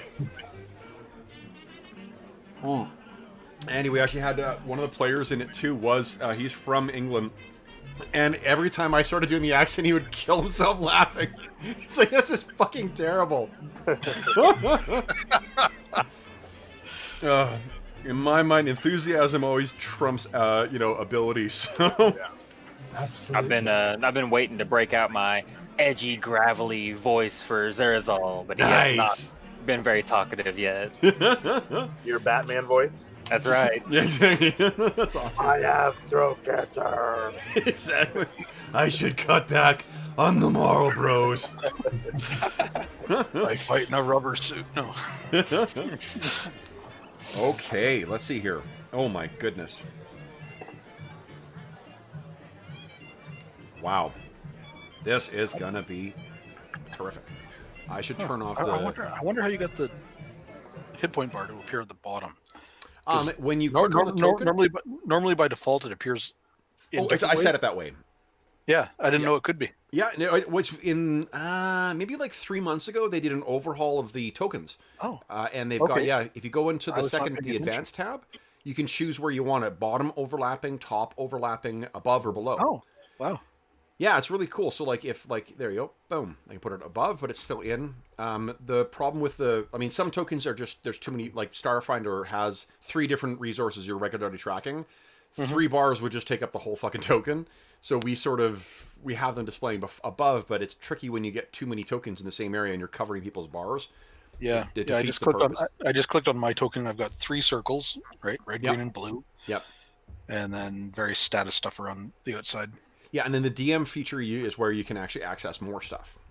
Yeah, cool. Add more. Yeah, it's pretty great. I've been using Roll20 for about 2 years, I think now, and I'm. Oh, I have not explored nearly enough of it. It's depending on the game, but for games like this, where bless you, One of the things that I love the most about Astonishing Swordsman and Sorcerer's Hyperborea is that there's no fucking dark vision. Everyone's human. No dark vision. I hate it. It ruins dungeon crawls. It ruins some of that atmosphere of, there. Do you use dynamic lighting? Oh, it's a dark and spooky hallway. You can't. Okay, you can see stuff. Yeah, exactly. Our problem with Starfinder, everything has dark vision. So I mean, like, it's a different kind of game. It's not really a dungeon crawl game like that, but it is a little like, I got to come up with cockamamie excuses as to why they can't see shit. Yeah, there's a door every 5 feet. Mm. You have to turn right. Exactly. Oh, there's another leaky pipe. Oh, sorry, steam's coming out. I will say, just with my very limited, as in just today, experience with Roll20, I think I like it more than Fantasy Grounds? Fantasy Grounds, yeah. Oh, okay, Fantasy cool. Grounds. Yeah, I use Fantasy Grounds for my online group that I play in, and yeah, I've been looking I at like this more. I've been fiddling a little bit with Foundry, and it seems to do some things better. Oh, okay. But I haven't done much with it, so I'll just shut up about it because I don't have anything more meaningful to say. Okay, so folks, I'm not sure if you've picked up on this, but the owlbear does not appear to be friendly. So we may need to roll some initiative here. So as is, let me get some appropriate. Is this the one I want? Let's see. That is not a 10 by 10 owlbear. That is a 15 by 15. And this thing is, I could not find an illustration of it, but this thing is, if you picture an owlbear with the coloring of a raven. It's all black fur, and with those yellowed eyes. That's what's come, staggering out here. Boom! Boom! That's the GMO owlbear. The which? GMO owlbear? Okay. That's all. It's just emo. Can you just get me a copy of that picture for a sec? Of which one? The owlbear? The owlbear. Yeah. Here we go. You can find it. Here we go. Boom. Did it show up on your screen? It did. Nice. Copy image. Okay. Now, guys, let's... Oh, I gotta add a turn for this monstrosity. Let us... Add turn. Okay.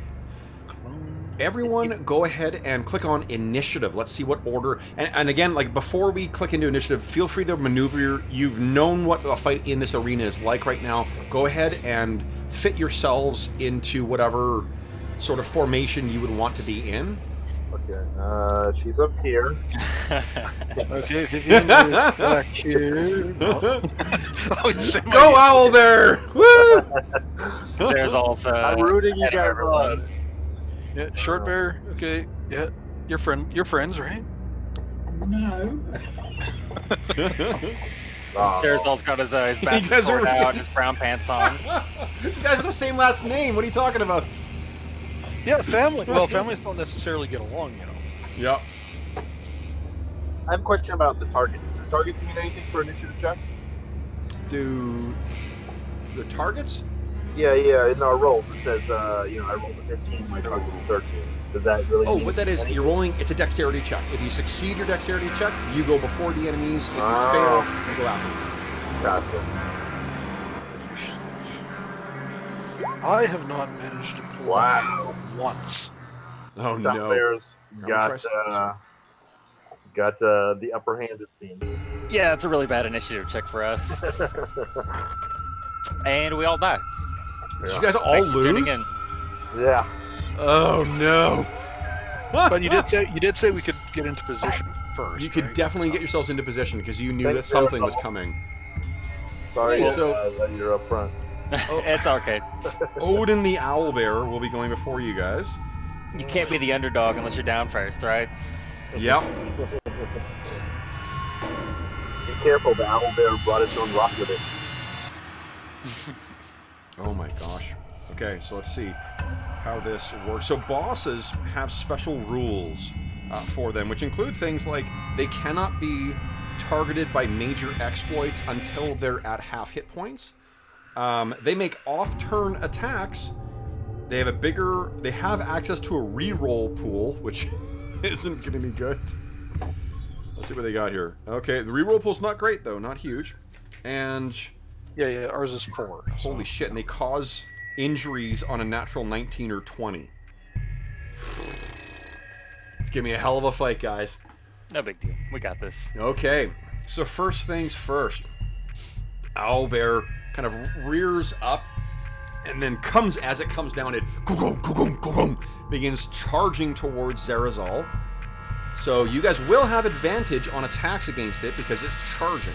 However, it does also get +2 to hit Zerazal. Okay, let's see. What was my last roll here? My last roll was you are no longer in the hangout, so that's clearly not what I want. Okay, now.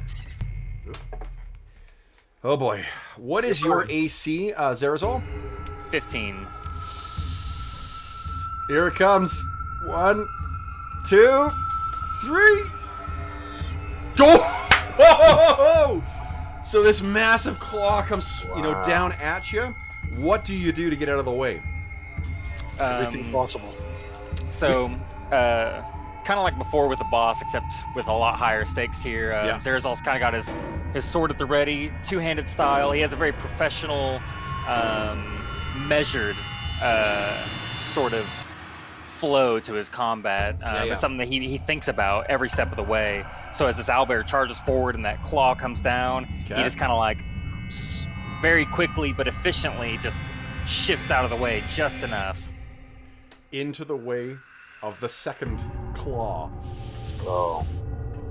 Oh! Oh, come on!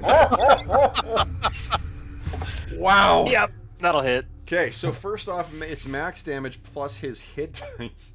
You take No, 14 points of Is there any damage. way to disadvantage that or anything? Oh, or? yes! Anyone want to rescue? Yeah.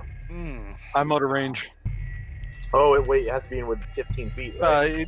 It said, probably within 30.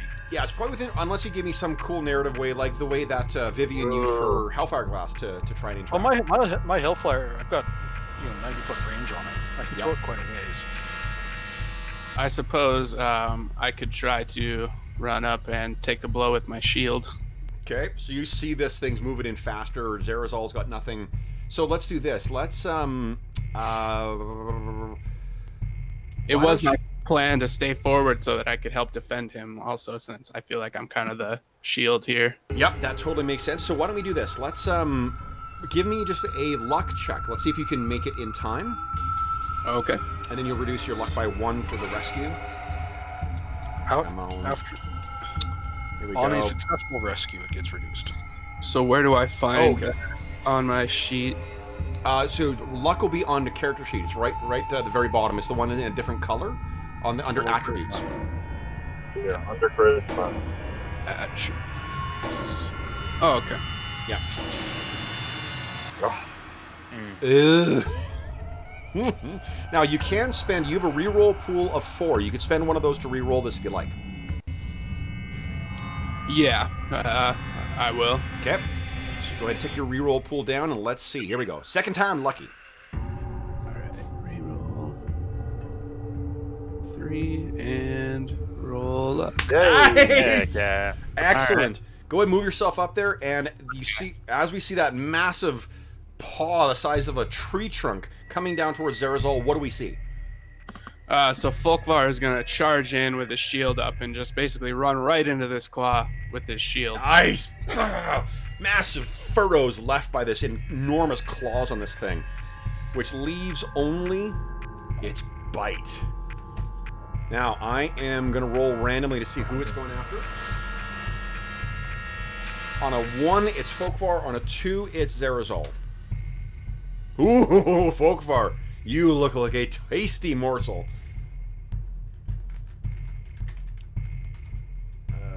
Plus. I'm only going to give it +6 because it didn't charge you. Does a 13 hit? 13. Where is... 13 hits right on. Oh, no! So you try and get that shield back in time. Fortunately, it is not a crit, and I didn't roll a 19, so you only take... let's see here.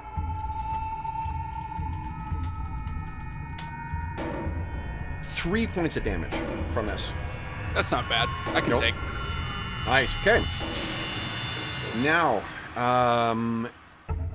our heroes get to go, and here's what I'm going to do: is after 2 of you go, it gets another action. It doesn't get a full slate of attacks, but it does get another action.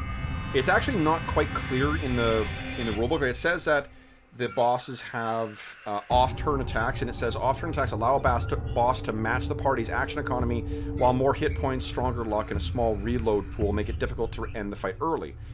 But it doesn't actually say how many attacks it has, whether it's equal to the number of PCs. I'm going to say half because this thing hits like a fucking truck. So who would like to go first?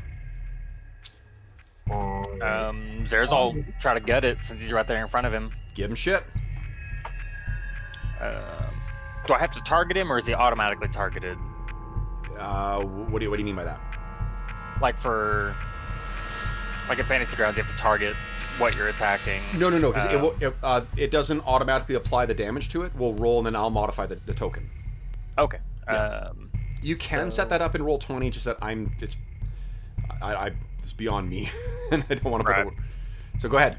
Let's see. So he'll roll. Nice. That is a hit. Excellent. Okay, so your sword bites deep into this thing. Wah! And you cut it. It is not happy. Who's going to go next? I'll go next. Okay. What I'd like to do is I'd like to do a waking dream if I can. Okay. And I'd like to do it over here. Okay. Does that show up on your... It does, yeah. Why don't you click on Waking Dream? Let's see what it does. Okay. Okay, an illusion. It's the 20-foot cube, yeah. Squares. So Now, what is the illusion going to be of? The illusion is going to be of a owlbear, and it's going to be screaming and shouting at the other owlbear and trying to attract its attention away. Interesting. Okay. So that we can, I assume, some type of flank attack gives us a bonus in this game. It does. Yeah. Yep. I'm looking just to, try and distract it and give us some type of advantage. Love it. Okay. So this suddenly, I mean, for the rest of the party, you guys think, oh my god, there's 2 of them! And go ahead and click on Dark and Dangerous Magic. Let's see what happens, if anything. Ooh, threshold goes up to 4. Okay. Hey, the walls of reality stand firm. That's 2 of you guys who have gone. I'll go with one of its again. Now, I'm going to make a luck roll for it and see if it is distracting.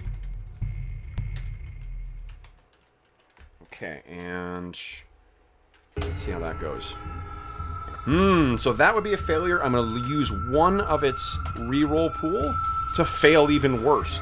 So it's definitely distracted. You guys all will not only have advantage on attacks this round, you will have advantage on attacks until I say otherwise. So then, either, let's see here, Folkvar, Vivian, or Thora can go. Who would like to go next? I'll go. Thora will go. So be sure when you make your attack, click the bar down to give yourself advantage on attacks. Oh, okay. We'll do that. So she is going to do the advantage and would also like to do the sharpshooter. But Okay. if I get a crit, then I don't need to use that sharpshooter.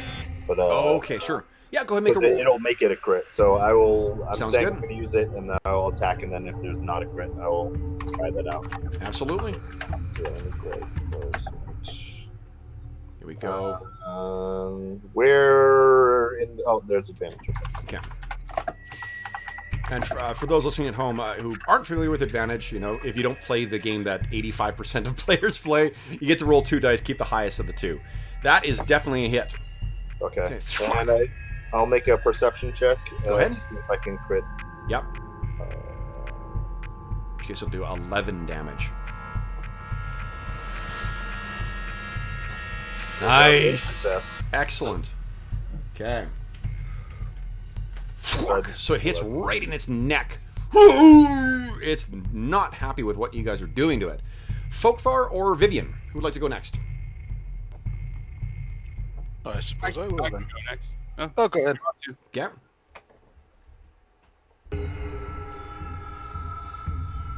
All right.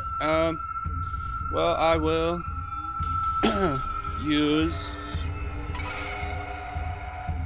Holy Smite, Yep. and so if as long as I hit with this attack instead of rolling damage, I cause maximum weapon damage Awesome.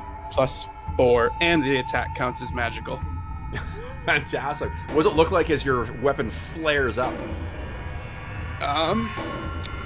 So there are runes carved into the blade of this axe, and so as Folkvar squares up with this owlbear and gets ready to put this axe wherever he can get it, it kind of glints with a sort of bright white light. These runes light up, and he puts it forward. Love it.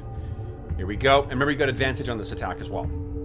Okay, so how do I apply advantage? There should be a click down or drop down menu where you can it's like normal, advantage or disadvantage. Let's see here. Oh, okay, I see it. Got it. Okay. Perfect. Cool. Oh, nice. So max damage for you is sorry. Is it that it's treated as a crit or is it max damage? It is just max damage. It's max damage. So that's 9 points of damage. Max damage +4. +4. Nice. So so it counts as a crit then. 13. Okay. Badass. Holy shit. So you guys have staggered this thing. You've staggered Odin the Owlbear. And now it's his turn. Odin is going to... I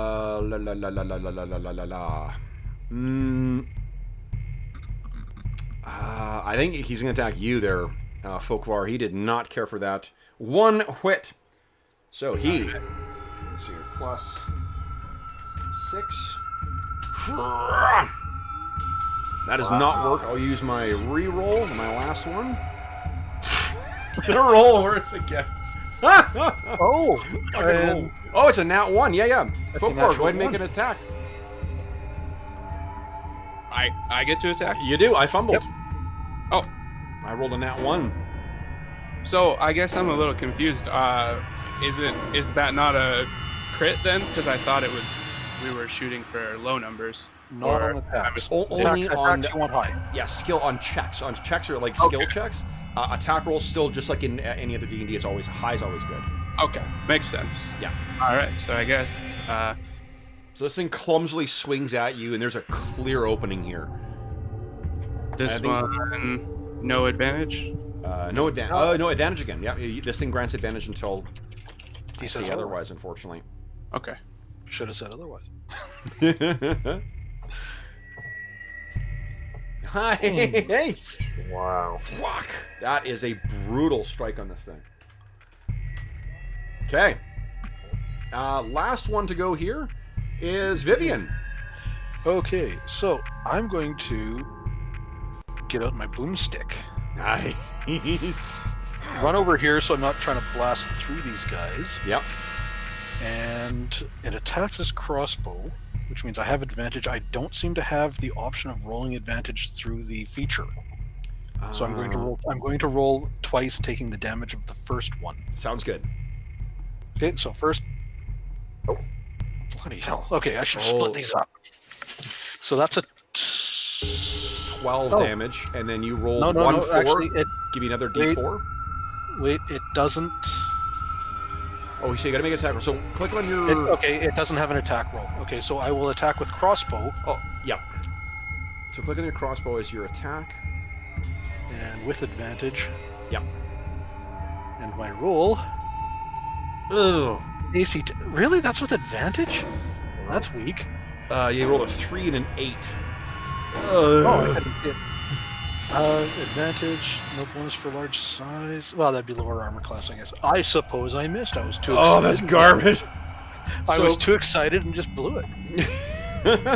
Maybe you stumble on something as you're going across. There's a bit of bone left over from the previous fight. I think that brings us to the end of the round, though. Yeah. And then, okay, guys, so everybody go ahead and give me a dexterity check. Let's see where everyone fits in the next round of initiative. Guys! Still can't get it done. Thora got a success. And Zerazol got a success. Okay. Heck yeah. So Zerazol and... Okay, so it's a really big bang noise. So, Zerazol or Thora, one of you guys go. What would you like to do? I'm not going to do anything fancy. I'm just going to cut him. Yeah, go ahead. You start with that. Alright. Keeping it simple. Zerazol goes in for yet another cut with that bastard sword. Nice. Not much damage, though. Hit, yeah, not a huge amount of damage. Okay. Thora, what do you got? All right, this thing is big and scary, so I'm going to do the same thing. I'm going to use up one of my ranger things to do the perception check after the fact. So Okay. I will roll to see if I hit. Do I hit? 15 is a hit, yep. And then I will do my perception check. That's already max damage, isn't it? Is that max damage? It's marked in green, so... But a crit... So what you've already rolled is already... What does it look like? What's the shot you make that downs this thing? Nice, okay. So, Zerazol hits the creature with his bastard sword and slashes it, and it roars up in pain. And at the exact same moment, Thora releases the arrow, and it goes up in through the mouth, through the top of the head, so it pierces the brain of the beast, and it falls down backwards. Oh. There's sort of the chanting in the crowd comes to a complete halt. Everyone is silent. All you can feel is the heaving of your shoulders, the ragged breath, and you hear a single voice shout out, "Ah!" But So, before before we continue, I should let you know I just realized that I made a mistake when I cast Holy Smite. I was supposed to make a divine blessing check, yes, or a will check to make sure that it succeeded. Oh, but you remembered that you had favor, and you spent your favor to automatically use it, right? I could have. I didn't say that I did, but that definitely could have. Are you familiar with something that Marvel Comics used to do called a no prize? I'm not. So Marvel Comics in the 60s used to start giving away something called a no prize. What a no prize is where you would point out a mistake that they made in the comics, but then provide an explanation as to why it wasn't actually a mistake. So what you just got is a no prize. Then, no, you didn't make a mistake. You used your favor to cast it. That's exactly what happened. Exactly. Okay. So, however, what you do hear over the sounds of this is you hear rock, tack, tack, as the crone walks out one more time, stands there looking down at the lot of you. What are you guys doing? What's happening in the arena right now?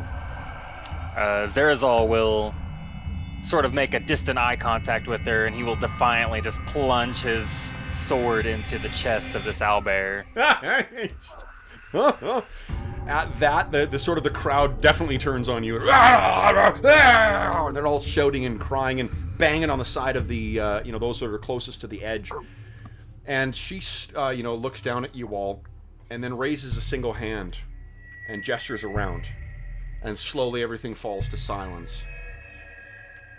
And she breathes in and then out, and this like mist forms as if she was breathing into cold air. Her eyes are now milky white. And as she's standing there, she's whispering something.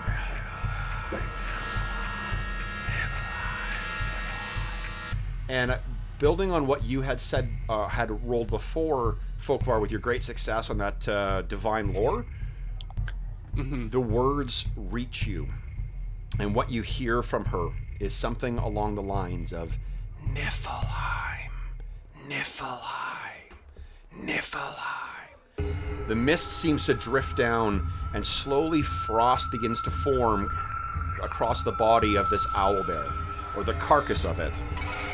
And as it does, it proceeds over the entire blackened fur, and then it reaches the eyes and goes over, and the eyes kind of crust over with ice, and then they kind of pop with ice, leaving just ice sockets inside in place of the frozen aqueous and vitreous humor. Can I pull my sword out real quick? Of course, yeah. Yeah, I was planning on stepping up and pulling the arrows out of its head and body. Yeah.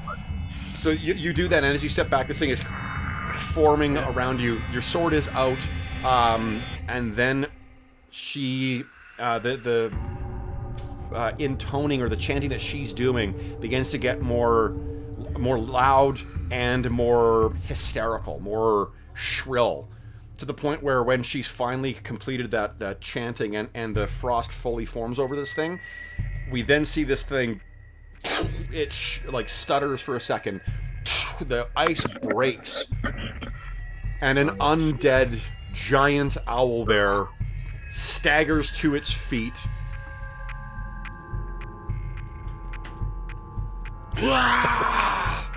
Ready to face, and the whole crowd is like,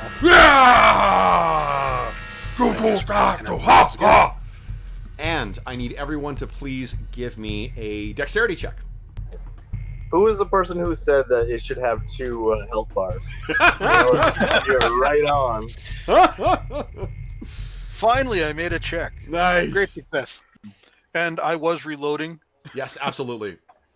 Are we doing dexterity or initiative? I mean, same thing, initiative. Although those of you who are using like daggers or short swords, remember to add +2. Okay, did everyone? Who failed? Short bear. I think Short Bear rolled. Oh, you initially rolled a success though. I did on the initiative, yeah, sorry. Yeah, so that's fine. You keep that success. Roar! Slam! You guys will need it. So did everyone succeed? Looks like it. Look at that turn of luck, guys. Great success. Do we get to go twice? Okay. You do you do not. However, this. Okay, so you guys now this thing is going to have an action after each of your turns. So who is going to go first? I will.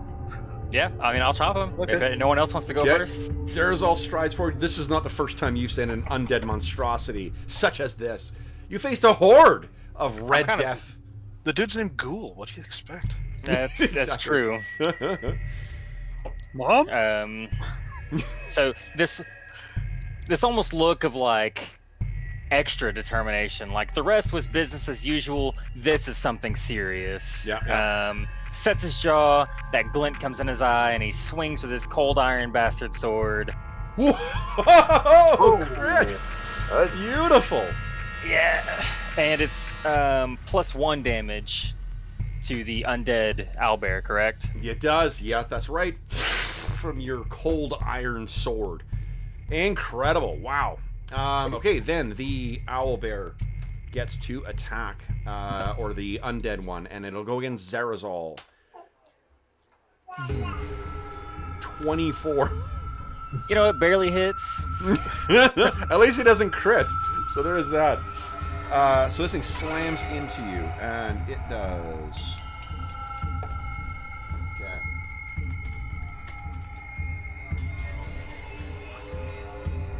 Oops. That's +2, so 7 in total. 7. Hit enter instead of plus. Sorry. Just tags you with its claw. Who would like to go next? I will. Okay. I will. I'm going to back off a bit more. Okay. Hellfire Glass. Nice. So yeah, and you'll be able to hit near the back. So go ahead and click on it. Let's see how much damage it takes. Okay, so Hellfire Glass, and I just click on the roll. Yeah. Boom. Hellfire. That's a... Oh, wait. 7 That's points a of damage. 7 points. And is anything... You rolled 1 4. Go ahead and roll another 4. Another D4, and we'll add to it. Oh, Okay. that's... Yeah, the Hellfire Glass and the Black Powder Weapon, both of them have 10 exploding points. dice. 10 points. Nice. I figured it's cold, and this can't miss. Yeah, so this horrible kind of it's all soggy as well, too, so this horrible smell of burning wet dog, I guess. Okay, now on its next attack, once again on Zerazol, I think. Ah, shit. The last one didn't hurt that. Oh.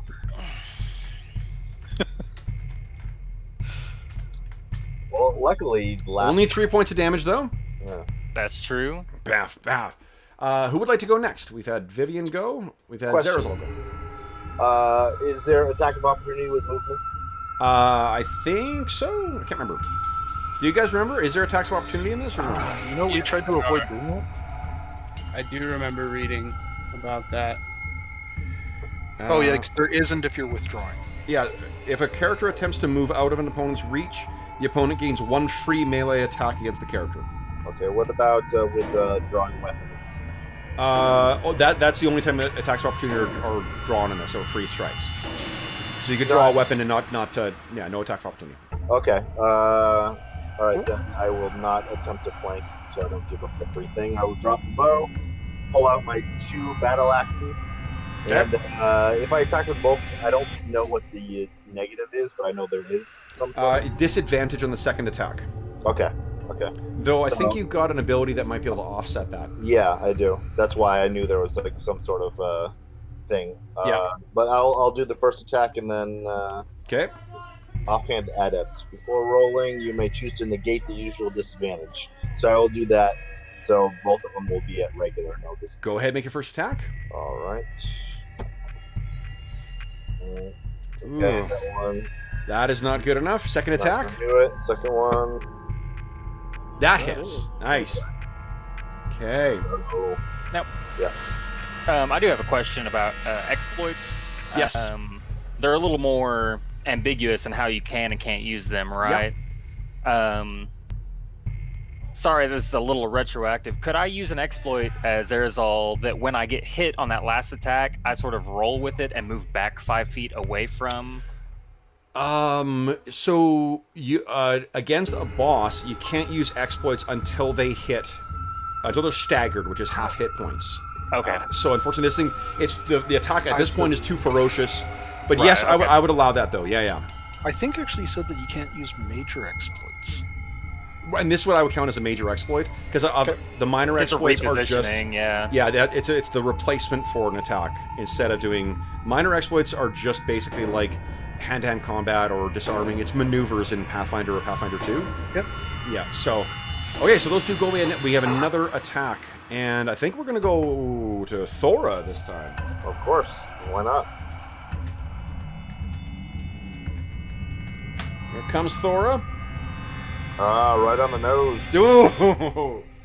I hope not. Let's see how much damage it is.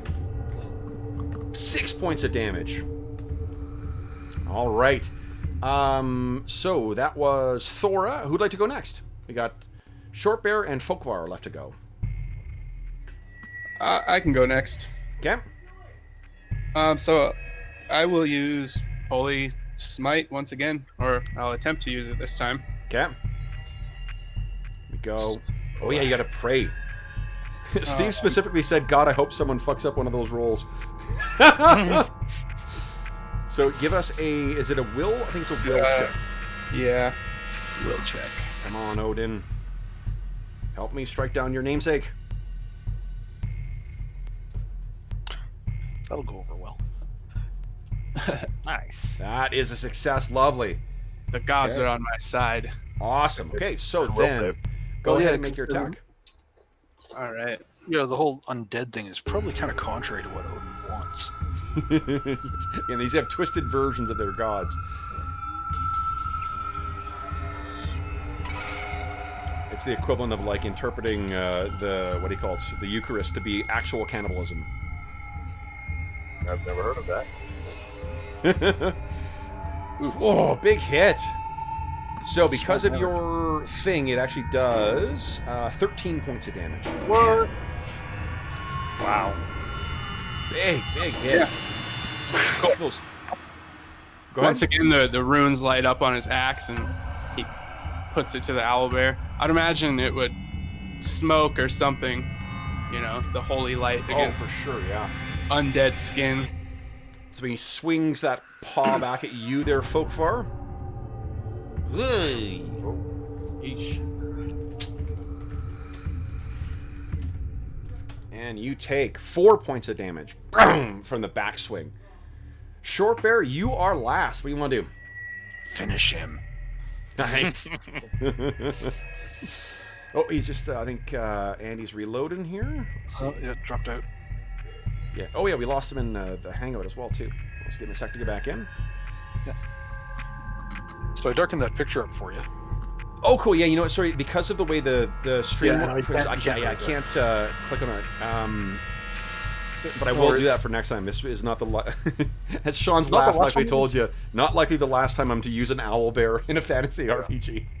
I think I've seen like 3 in the short amount of time. I do love my owl bears. Jack Shear, OSR blogger, said, "Yeah, you know, if in doubt and you need a monster, just use a bear. Give it tentacles or armor if you need to, but just use a bear. Nobody will know." Exactly. Well, it's just a Big great, enough, tough enough. big tanky thing. Yeah. You know. There we go. Andy, can you hear us again? Yeah, sorry guys. I No, dropped no out worries. That's totally fine. Short Bear, your turn. again. Right, what I was planning on doing, if possible, can I move up to Zarazol and actually attempt to heal him in the same round, or is that not possible? Absolutely, yep. He's certainly within 30 feet of you, so you go scrambling over. Cool. Okay then. Well, I will use the. I've got a spell called Fusing with the Flesh. Yes. Okay. So if I can try and use that, I would do so. Nice. 7 hit points. Pretty good. Okay, so Short Bear goes racing over. And Yeah. what does your Fusing of Flesh spell look like? I think it would be a kind of. I'd like to think of it as a sort of green flash that flashes onto the skin and actually does as it says. It fuses it and sort of scars it into a, you know, as though it's a very, very fast time slice scar. Love it. So then go ahead and click on here. I'm going to move you up here. Yeah, just touch. Give us a dark and dangerous magic roll. Let's see if shit goes south here. Yeah. Okay. Let's see. Ooh. Threshold goes up to 5, but Yeah. It's reality going up. holds. I got it up. I got it up to 9 once, That's awesome. and The things were challenge is dicey. down. Okay. Things were dicey. It's like, okay, do I really need to do this, or can I risk just using my sword for the rest of this adventure? Yeah. It's a really, really cool mechanic. It is. Yeah. Okay, let's see here. And about 20% of the results are monster summoned. Hey, I it turned will out helpful bear one that in time. We mind. were helpful one time. We were actually hunting this undead, and he's like, "Well, that's a natural one to summon." Cool. So, Yeah, it's so like I cast you the spell because I cast the spell because we're being swarmed by ghouls. But hey, what's one more undead in that situation? Yeah. Anyway, sorry. Kev, you were healed by 7. for 7, yeah. Yeah. Okay. How does Now, Zarazol look now? I think so. The last person he attacked was He's Folkvar. looking a lot better. I'm going to make another attack on Folkvar as his last reactive attack. Ooh, 14 hits, doesn't it? I believe Against. right on. Eesh. Yeah, I have a 13, so it hits. Could Zarazol use an exploit to make that with like disadvantage or something? You could You could use try a rescue. rescue to basically rescue. negate that if you like. Yeah, he'll go ahead and try to do that. Okay, so give us a luck check, Now, please. how does your rescue work? Rescue What are you is... doing to rescue? No. What are you doing to rescue? Oh, yeah, yeah. This was a claw attack. Yes.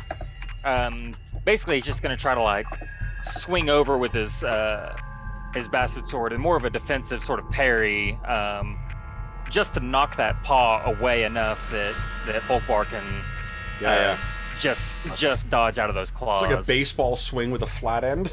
Basically, yeah. Nice. just swat it down. Let me find my luck here. I guess more accurately a cricket swing for Andy, because if it's flat and you're just swooping up. So give us Here it is, a luck. check, please. You know, it just occurred to me that exploit Success. Reduce your luck by 1. Sorry, go ahead. Oh, it's just realized the rescue that I did earlier. Yep. If it was only a rescue, I suppose it probably shouldn't have done the damage. I was fine with applying the damage. Yeah. Oh, it made Yeah. sense in context. That's Yeah. why I didn't think to say anything at the time, but I just realized. No, the rescue- justification I had, you were using up, like, yeah, you took it down, but you're using up a point of luck resource. to do that, and you're using up a point of your character resource. So, like, that's Okay. fair Yeah. No, enough, possibly. that seems fair. Yeah. yeah. Plus, also like not metagaming it to think like, well, this guy's really a one-hit wonder anyway. So, to use up a cool character resource like that and your luck to take down like a chump guy. That's awesome. I mean, that's a really great thematic moment, and it does have a consequence on your resource management. So, Okay. totally fine by me. All right, so now it's Odin's turn. Undead Odin. So let's see here. First, one claw going down on Zarazal again. He's not happy with you. How about I use a command that works? There we go. Boom! 14, I don't think hits, does it? It does not. Nice. AC 15. Second claw. Whoa! That does. I'm going to attempt to rescue. How do you do that? So I have out my 2 battle axes. Yeah. And so this is a claw attack, yes? It is, yes. Okay. So then I will bring up the 2 battle axes up in like a cross to kind of hold the claw back. Okay, cool. Yeah. I buy that. So go ahead and give us a luck save, please. You know what? I'm gonna actually. Oh, come on. What happened? Can I use my reroll? I failed. You can use one of your rerolls, yeah. I will do that. So your rerolls, you now have 3 of them. I don't think I've used one. Have you? I don't know. I don't believe so. So now I'll have 3. Does my luck save go down or no? No, only on a successful one. Okay. Well, you did roll again. Second verse, same as the first. Well, you saved a luck point. Which means Did I not lose my luck? 8 points of damage to Zarazal. Alright. Good thing I got healed. Yeah. That's right. Yeah. Thora puts her battle axes up to block the claw, and the claw just goes right over the top of them and smacks you in the head. Okay, and let's have then the beak is going to go against Thora. Rawr. Yep. Ooh, that's not good. Okay, and here we go, Thora. You take 5 points of damage. Can I use a reaction to try to save Thora on that one? For sure. How Or am are I you too thinking far about away? doing that? I mean, essentially, I would just try to get in between Thora and the owlbear with my shield. How about this? So to not avoid you going through your allies, what if you just threw your weight against it? Your ample weight to throw it off balance. I could try that. Okay. Go ahead and give us a luck check.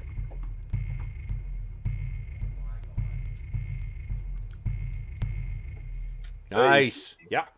Okay, so then, Thor, you do not take that damage as that beak snaps at the air and misses you. Okay. So then, that is all of the actions of Odin the Owlbear. End of the round. Everyone, go ahead and click on your or click on initiative. Let's see what order we're going in. I just gotta close my door again. Terrible failure. Oh wait, that's not me. I That was succeeded. me. I'm so used to failing that. Okay. What we got here? Okay, short bear.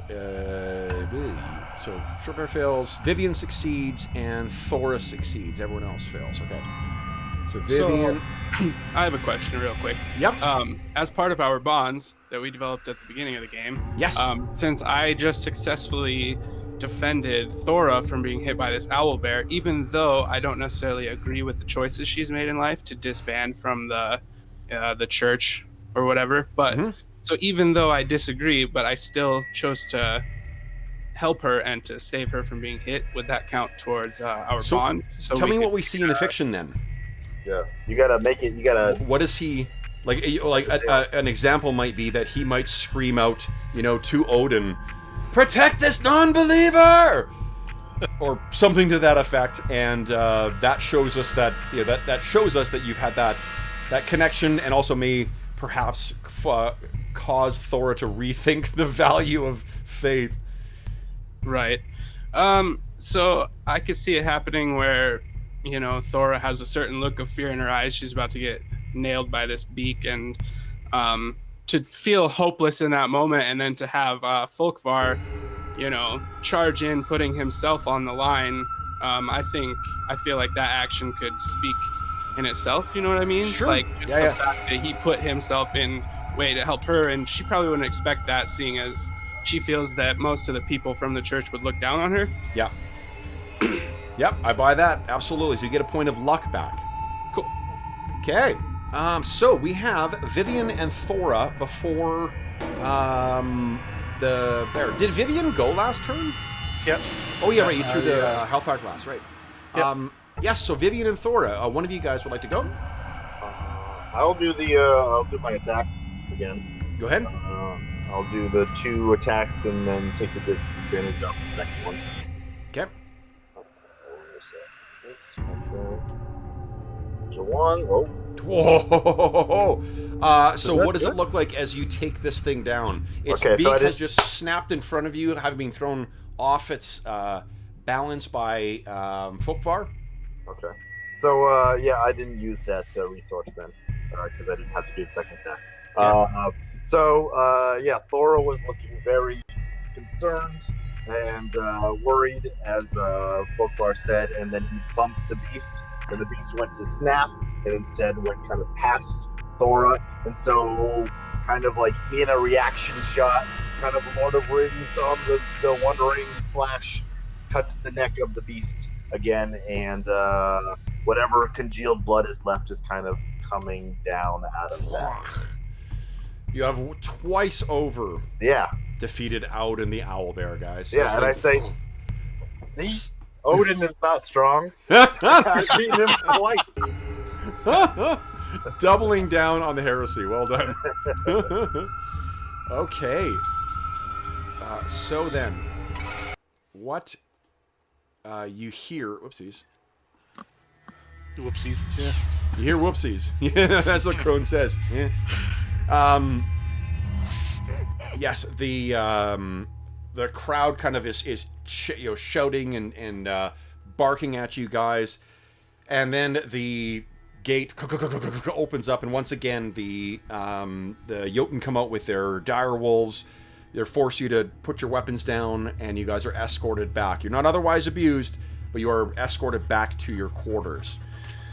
So, that means... Go ahead. I was going to say yes, and I am making sure I pocket some useful stuff. Definitely, yep, that works for me. So, when you guys get back, you will have... Let's talk about escaping here now. So, first off, let's do another short rest, if you like. I think the... Let's see, we've had Thora and Folkvar took short rest, and Shortbear did. So you guys have access to 2 will. Oh yeah, and Folkvar, you use only 1, right? I've used two spells so far. Well, sorry. What I mean is that there's the 3 different kinds of rest you have access to. There's one that lets you roll 3 times on will, one that lets you roll 2, one that lets you roll 1. And now that I say it, I think Vivian used only her 1. Oh, yeah, I did. I only used my 1. Right. Okay. So then, guys, go ahead and make those rolls. Yeah, I trust that you know what you're recovering. If you've got 3 for each, or I should say, for each successful will save, you do get either half the hit points that are lost plus your Constitution bonus, or 1 use of an expended class ability, or recover 1 of your reroll dice, your reroll pool.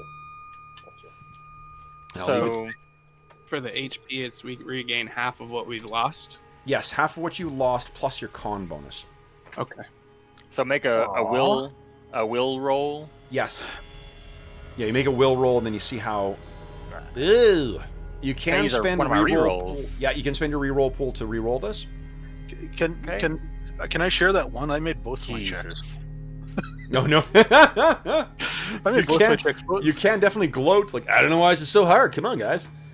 So you said that there are 3 different short rests in that Thora used 2 will saves last time. Yeah. And you said I could do a 3 will save this time? Well, you kind of have to pick before you start rolling. You choose whether you're doing a 3 will save rest, a 2 will save rest, or a 1 will save rest. You have access to one of each of those within a 24-hour period, but only after a significant combat encounter. Right. I'm going to do the 3 one because my will save is terrible, and I got a bunch of stuff to try to get back.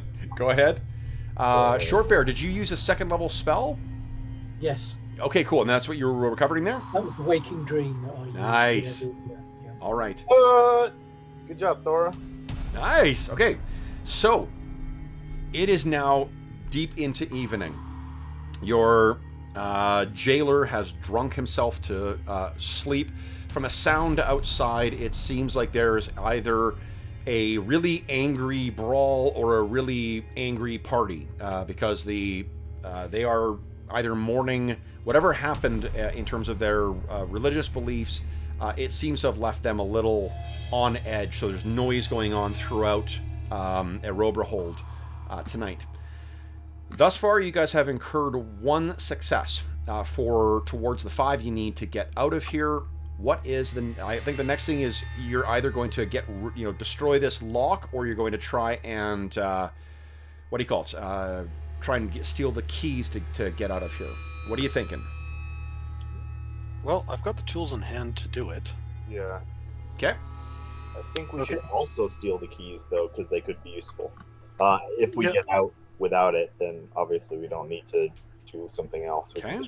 So let's we do might this. want to grab the keys on the way, though, in case there's... Yeah, that's what I'm saying.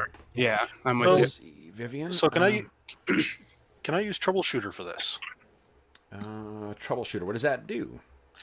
It says attempt to improvise a jury-rigged device or ad hoc mixture to bypass a current obstacle or assist the party in some other way. Yes, you absolutely can. Yeah. And why don't you use your traps and locks, but with intelligence instead of... So basically your intelligence is my thought. against a 17. Yeah, I'm totally by that. Okay, so let us give this a shot. Okay. Oh, bloody hell. I'm going to re-roll that. Yeah, you go right ahead. Oh, Oh my...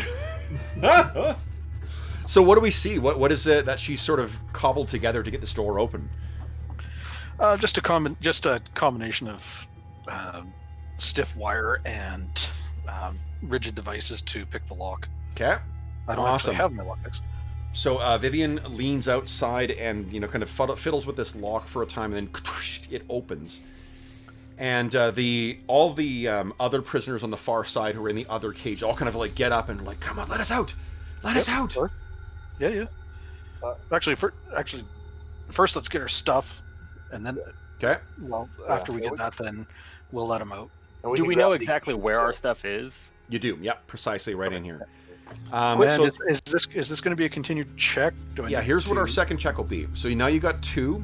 Now, select someone to make a stealth check to not wake up old Fatso.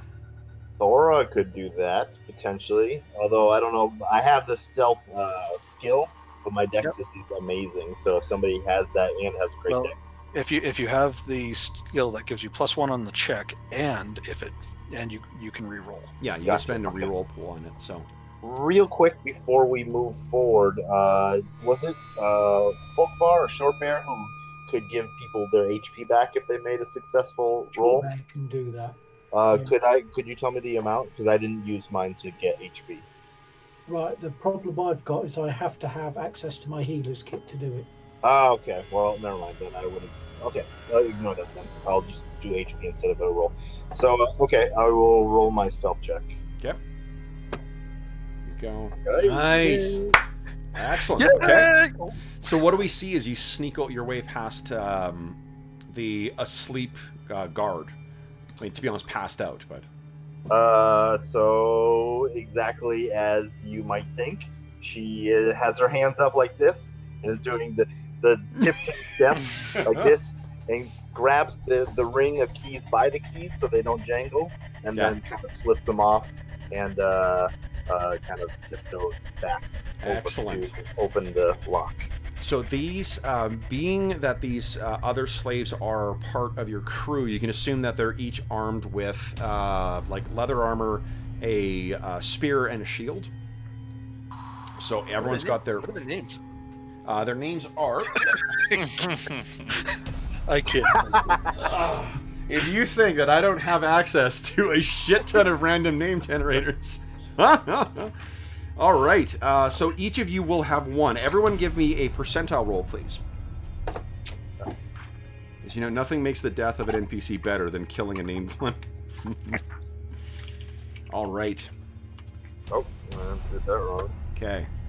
Short Bear. Oh, totally did that wrong. Rolling 100. Yeah. Hey, I got 100. Oh, God. Again and again. Okay. So, Short Bear, your NPC or your henchman is named Brander. Brandon. Yep, Brander. Vivian, your henchman is named Anvider. Anvider, I guess. Folkvar, yours... Hjorter. Hjortr. Hjorter. Zerazol, yours is named Ingemar. And Thora, yours is named Lufer. Liufr. Lufer. Nice. Okay. So each of these guys, and you will be responsible for making rolls for these guys until I inevitably kill them. Henchmen don't have a long lifespan in my games. That you guys are now, you have your allies together, you are fairly well into the progress. Is the next port of call going to be the Crone's Hut? Yeah, we want our magic items back. I assume that would be the Yes. Do we want to off the jailer on the way out? Gotta ask. So, I would say that because he's stone drunk, that we could probably leave him, because the risk of trying to kill him is that if he doesn't die with our slice of the neck, then he's gonna be definitely alerting people with screams. So Fair enough. And actually, him snoring is an indication that he's not dead. So if he's not snoring, that might draw attention as well. If he wasn't drunk, I would be all for it. But I think him being dead drunk now is good enough, in my opinion. Okay, but we can lock him in here. Is there a door that locks into this area? Yep. Yeah, you guys can easily, on the same keychain, you can lock him in there. So he is locked in. And past experience, having listened to this bastard snores for 3 weeks now, you know he's not likely to wake up until morning. Yeah. So, is there anything else? We've been here for 3 weeks. Is there anything else we've observed here that might be useful for us to take with us? Unfortunately, you spent almost all that time in these cages. It's only until today that you've first been trotted out as gladiators, effectively. Mm-hmm. And no gear left over from previous groups or anything? No. Left in the bin? No. Okay. So, at least nothing of note. Anything that's in there is kind of garbage. You guys are, being 4th level, a bit of a cut above most folks anyway. Mm-hmm. Yeah. Although the best stuff is, of course, often claimed as, Weregild, by the Jotun, as spoils of war, as it were. So... which is why we don't have our magic items. Exactly. Okay. So heading to the Crone's house then? I think so. Do we really want to alert the witch, though? What'd you say? Do we really want to alert the witch, though? That's where we're headed. So your choice is either to get the magic items, take an auto fail, and then face her, or face her and try and recover your magic items, or ignore that and then just try and make your escape. I mean, what are the magic items? Worth it? So the magic items is, in low fantasy gaming, there's not a list of magic items. There are random charts to determine the magic items. So what we will do is when you are successful in recovering them, we will generate what your magic items are. Zerazol's he kind of really wants to get his magic item back. Yeah, if magic items are like more important than pounds and pounds of gold, and so if we're getting out of here, they're also inherently hazardous. Yeah, they're very dangerous as well. Folkvar probably might seem spooked out by a bunch of magic items. See, and that's what I'm wondering is if it's something. I mean, would we know what they are? Because I mean, if they were our magic items. Sure. Well, let's do this. Everyone, so in the same roll 1d20 and 1d10, 100 and 1d20. Let's see what's in there. So D100, D20, D100, D20, please. If you roll them all together, I can... Oh, that doesn't work. Okay, so 70 and 4. And one more D20. Okay. Is there a way to roll them all at once? Can you just just because I'd prefer you roll them all at once. And okay, then, so if you add them up. yes, and then I can look and see what the results are. Here, let me do that again. Yeah, just easier for me to sort you through. There you go, perfect, yep. Okay, so Keith, 88, 15, 15. Okay. All right, so...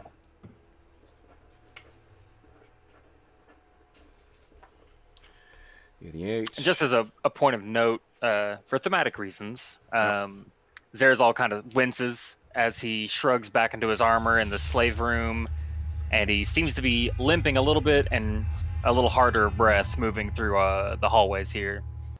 Ooh. He is hurting still. Did you get back some of your hit points? I got back none of them. No? Well, that sucks. I failed both of my my will rolls to recover. You could use a reroll. I did. I failed that too. So, Vivian... Yeah. So Vivian's thing is the... What is it? Oh, hold on here. Vivian's is her lucky rope. So not only is this a rope that's probably some kind of alchemical quality to it, it can... once every 1d4 days, you may spend an action to open any and all locks, manacles, knots, barred doors, or blocked entryways within 30 feet. That could have been helpful. Once every 1d4 days, you may turn you may negate a melee attack that would otherwise hit or damage you. That's really nice. So that is your lucky rope. And then, once every D4, it can basically knock spell, and then so like same duration. Once every D4 days. Once it can effectively do like a knock spell, and once every D4 days, it can negate a melee attack on you that would otherwise hit. And it's your lucky roll. Okay.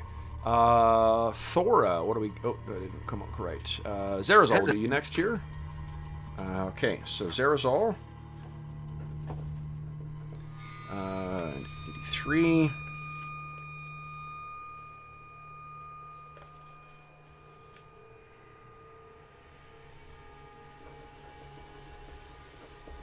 And 3. Wow.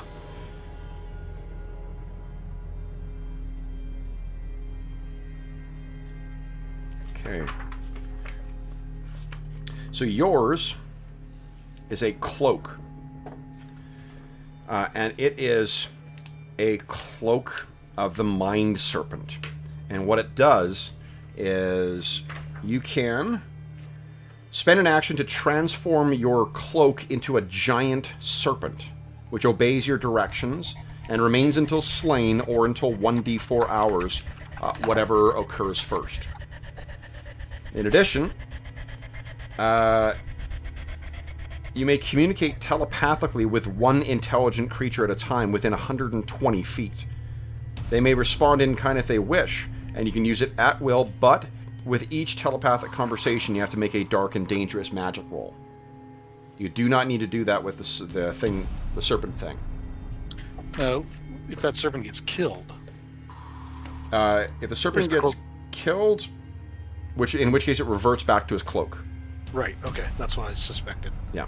And I will, I'm going to assume that perhaps during Shortbear and Zerazol's sort of last stand against these fungal zombies, Shortbear would have very much seen that cloak come into action. Yeah. Okay. And then let's see here. Shortbear. Yours.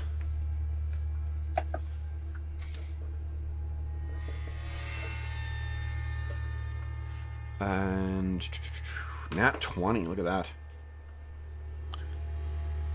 Phew. So this is, you have, it is an orb of the wind. And what yours does is... Oh, where'd I put it? Once every 1d4 days, you may spend an action to fill a 60-foot diameter area with thick smoke, fog, or mist, and all creatures within are blinded. In addition, you can activate it to gain plus 15 to your speed. And you have advantage on interception and chase checks, although that triggers a check for dark and dangerous magic. Sorry, what was that advantage again? So it has advantage on interception and chase checks when you've activated it. Although it's Which only... could prove useful. Yeah, oh, Sounds definitely. Like it's very useful. Okay. And then Thora, yours is... All of these sound really awesome. I'm hoping mine's like silly. Yeah. Okay, and 17.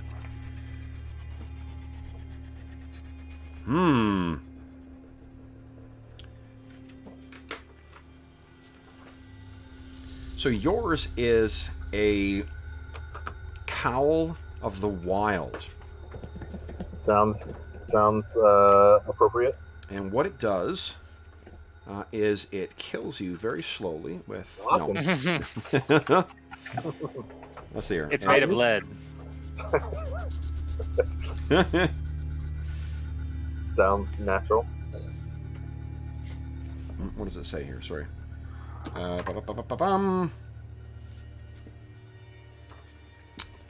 Thora. Interesting. Okay. So, what it allows you to do is, once every 1d4 days, I'm sensing a theme here, you may change shape into another single humanoid or natural animal form. You gain the physical capabilities of the creature you mimic, but you retain your intelligence and personality. You can change back and forth for the duration, and it lasts for 1d10 minutes. And it also... Also, you are never surprised. You automatically wake up from sleep if in danger, and you gain advantage on initiative checks. Each time you would have been surprised, except but for this item, you have to make a dark and dangerous magic check. All right. So the other things still apply. And then finally, Folkvar. Folkvar. Give me something cool. Here we go. Big money. No whammy. And...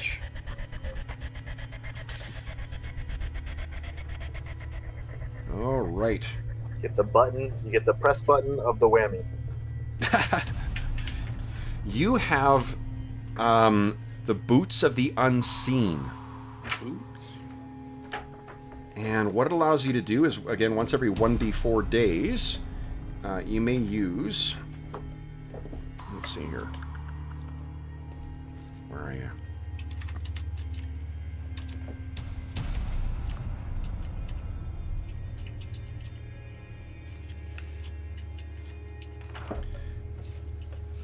Where'd you go? Oh. Gotta love when they put a single letter at the start of a spell, which means you can't find the damn thing. Oh man. Once every 1d4 days, you may cast a Wisp Unseen, which turns you invisible for 1d6 times 10 minutes. And...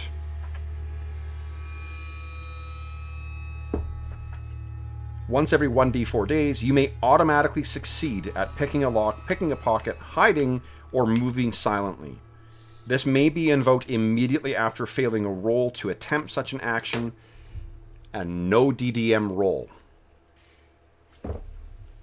Just on that last ability. Yeah.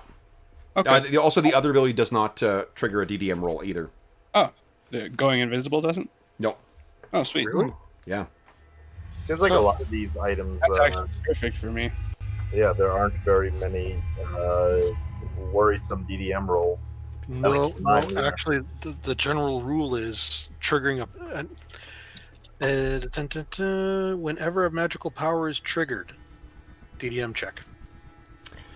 I would rule that if it doesn't expressly say that, otherwise it would make no sense for the other ones to expressly say a DDM roll applies. Yeah. Okay, I'm not Yeah. going to argue against it. Yeah. That's just I quoted the rule there. Yeah. Just because I'm looking at it going, wow, these are pretty shiny. They are, but the limit to the use, I mean, when you can only use it every like 4 days. 1 to 4 days, that's a pretty limited. Yeah.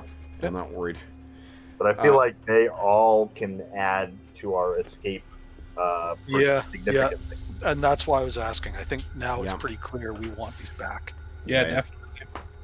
If they were just +1 weapons or something, it's like, yeah, it's nice to have, but Yeah. we can do without them. So Okay. I'm thinking, before we go into this witch's nest, I do have the Whispers of the Watchers where I can detect objects through.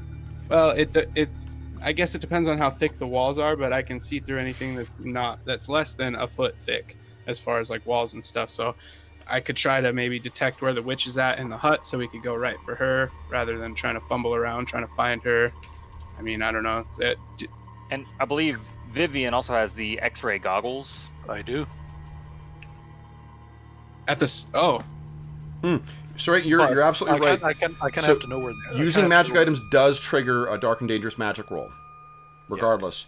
The ones what those clarifications must be is that it's for when the specific triggers are happening. Okay. Yes, because Yeah. for instance, you wake up from a sound sleep. Yeah. Well, that's triggering the effect. Yeah, so it's whereas you getting advantage on initiative checks from that That's that audit that does not trigger it. So okay, that makes sense. Cool. Still worth it. Whereas if I use my rope to unlock things, Yeah. which sure, that doesn't make sense. And if I use it to avoid prevent an attack, that also seems like a likely time for it to have effect. Yeah. Awesome. Okay. Okay, so I successfully argued with the DM. Shit. Same team. Yeah, okay. No, it's just that's what the rule is. Yeah. So the let's see here. Then you guys are you going to take the failure then to go into the witch? Sure. Well, I would think we're sorry, doing before well. we do that, Zarazol said he needed healing. Now, did I get my healing kit at all back from the items? Yep. Am I therefore able to do the combat medic feature that I have? which I'll let you can do that. short- Yeah, that's fine. Okay. So that should mean that the touch targets gets half of their lost hit points back. Sarazol? Half of lost back. Yeah. It's pretty awesome. Yeah. So you're Yeah, down. I've got the fuse flesh spell, but I didn't want to risk like some extraplanar monster attacking us on our escape. That's so great. Okay, be very quiet. Ah! So do you have to roll under your DDM number to successfully do that? No, if it No, fails, you want to roll over. fails. Oh, over. You Because want to mine roll is one. over. Oh, yeah. Okay, you roll over and then it keeps going Yeah. up. Got it. Yeah. Okay. I was like, uh-oh. Do we round up or round down? So if I'm at 4.5, is half. Dark fantasy round down, I think. Okay. That's what I assumed. Just making sure. actually, I was gonna say that earlier. I should just- Okay. So then, do you need more healing, Zarazol? I have lay on hands. I think he'll be okay for now. Okay. If he dies, we'll know better. Oops. Yeah. We'll see. We'll see. okay. On a scale of 1 to 28, he's at about a 21. Let me see if I've got. While you guys are doing that, let me see if I've got I snagged a new map set today specifically for this, and then neglected to make use of it. Oh. Where is it here? Here we go. So we got a nice big hut. Yep, that'll do. That'll do.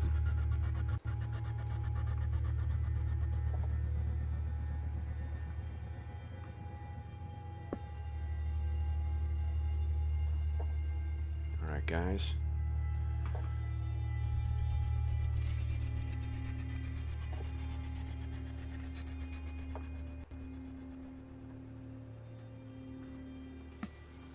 Send the sucker to the map layer. Get the grid up. Excellent. Okay. So I'm not going to bother with the dynamic lighting. I apologize for my laziness, but I'm assuming you guys will be just approaching here, and I will show you where the crone is. Let me just cut and paste your tokens as you guys approach this. Anything else happen before you guys approach the crone? Zerzal will quietly thank Short Bear for his healing.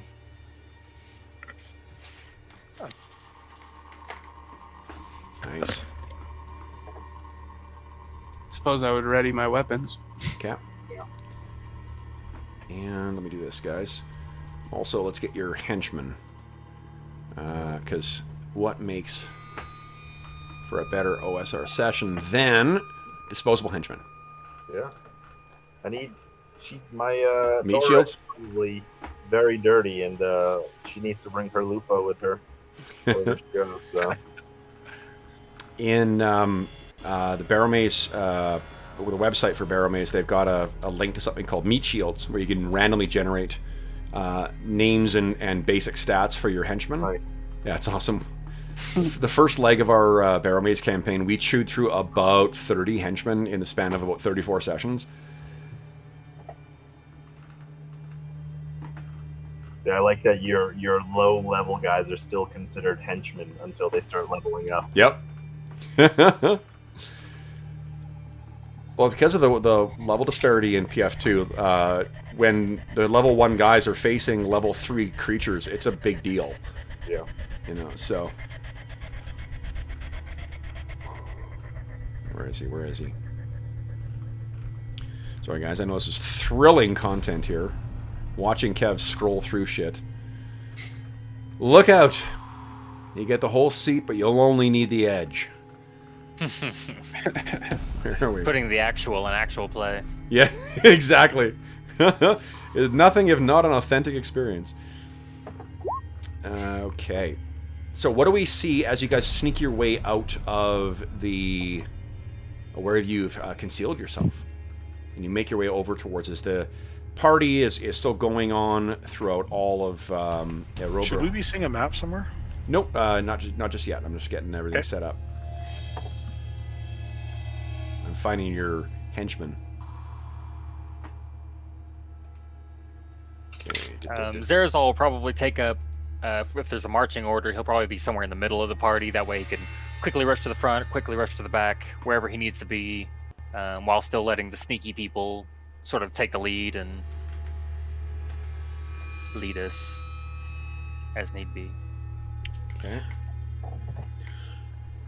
Oh, I was tempted to. Sure. I was tempted to booby trap a kid jailer, but He's got no armor. oh, that's a bad place to be. Okay. I spent like 5 levels with no armor. That was rough. Okay. Eventually, I took armor training just so I could stop getting thumped on so much. All right, so let's see here. Why don't we do this? Blue. Oops, wrong thing. What I'm going to do, guys, is color code the henchmen rather than go through and give everyone their names. I'm going to give a rough approximation for what your colors are to match up with the token. So just whatever you've got as your like ping color, have that as your token. And Kev, I think I'll put yours as yellow, just because it's the purple and the pink look awfully close to each other. Right. And you're the last one I was naming. Okay. So guys, let's head over here. So having very carefully, come on game, here we go. Oop, it is very angry with me at this point. Jeepers. Let me get back to here. Okay, sorry. Here we go. over here. Boom. This is what you approach. You've been sneaking your way along. I'll ping you guys where you are. Boom, down there. And you're approaching this massive longhouse where you've seen the crone come out of before, and it obviously has a different kind of look to it. What I could do is let me get everyone with your henchmen here. Boom. This longhouse here? Yes. Let's see here. Zerazol. Place is huge. Yeah. Well, she's a big one. And this is within the walls of the Erobreholde. Yep. And Thora with the green one, and then Folkvar, I don't have a brown color, so I made you red. Okay. So there you're... now, you guys all have control over the player tokens, so just try not to move other people's tokens. They have +1 to hit. They do 1d6 damage. 1d6 plus 1 damage, we'll say. They have an AC of 13. Oh, okay. And they really only take... They have 4 hit points. They will go squoosh if they're looked at funny. So you said 1d6 plus 1 to hit? 1d6 plus 1 to hit, yeah. Damage. Or to hit damage, yeah, damage, yes. sorry, yeah, damage. 1d6 plus 1 to hit. So you miss. You miss every time. Yeah. So I love it when you're playing with someone who's just started playing and they keep rolling d12s to hit. Like, oh, gee. This game is bullshit. That happened to us one session. Is that really all the way through? Then we look back and like 8 attacks and a couple of saving throws. We're like, dude. How long have you been rolling that d20? Yeah. Tonight could have gone so differently. Okay, guys, so... Or d12, sorry. What do we D12. see as you guys are approaching this massive hold? Or longhouse? So longhouse, I'm guessing there's not a lot of windows. Not at an easily accessible height, no. I'm not worried about easily accessible. If we can skip going all the way down the length of the building. Yeah. You want to do? Why don't we do this? So if you guys want to try and make another, what do you call it? Another stealth check now, then I will. If you succeed on that, I'll let you take. Someone will be able to clamber up the side of this massive thing and poke their head in without getting spotted. Thora is probably good at that. She can both stealth. Thora has actually already made a check towards party challenge. So got it. So party challenges is very much like. Again, like Skeleton, where it's kind of stupid that everyone has to make a roll, right. But you don't have to use the same stat. So if you guys could think of a way to try and get around this, right. Don't you get diminishing returns if you use the same stat? Yeah, like I could do that. Back, or you don't get to use them back to back. I can't remember what the rules are. It's probably right. Yeah. So the thing is, I kind of what I'm hoping is if you guys can come up with another skill to use for this, that gives everyone's character kind of time in the spotlight. You know, if we're boosting someone up to a window, if I can give advantage to whoever's making the check, Zerazol will give them a boost since he's 7 foot tall and kind of big anyways. And Folkvar can do that also because I'm pretty stout, you know. So no, Folkvar's like, lift me up. Okay, so who hasn't done something to help here? We've had 3 successes. Folkvar's done 1. Oh, Shortbear hasn't. Yeah. Shortbear and who's the other one? Zerazol? I haven't made a check yet, just because Folkvar did. Folkvar did it initially. Thora has done 1, and Vivian's done 1. So right, so Shortbear and Zerazol. And I think Shortbear was going to save his for the illusion. Although Zerazol could also use his for athletics to scramble up the side. So. I can do that. Okay, why don't you guys give us a stealth check then? Stealth or just straight up athletics? I mean, these are big people moving around. Well, what I mean is scrambling over the sides. Like the gates are closed, the walls are up, so you guys are still gonna. The last thing you have to do is get over the walls to get over the wall at the end. Yeah. Yeah. So, because I'm not skilled in stealth at all. Like my dex is okay, but I don't have the stealth skill whatsoever. Well, why don't we do this then? Let's have Folkvar lift up Shortbear, and Shortbear give us a dex check at advantage. Okay. Assuming you're not trained in stealth, are you? No, I have athletics is the only thing I can think of. Okay. It's too bad I already used mine because I have something really perfect for this. Oh, what would he have? I have Cat's Grace, So if I fail save or check related to climbing, acrobatics, or falling, I can turn that into a success So automatically. for this one, it's not so much the getting up there; it's getting up there quietly. Right, and I have issue. stealth as well, but that's Yeah. fine. So go ahead, Shortbear. So I'm doing Dex at advantage, yeah? Dex at advantage, please. Yeah. Okay. Nice. Oh, there you go. Okay. Nice. Let me show you what is in there. And remember, you did want to see.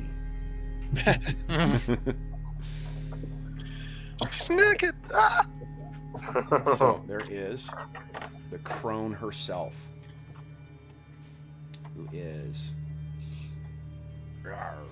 praying at some kind of altar. And Oh, I suppose I shouldn't use my boomstick. there are her massive attendants.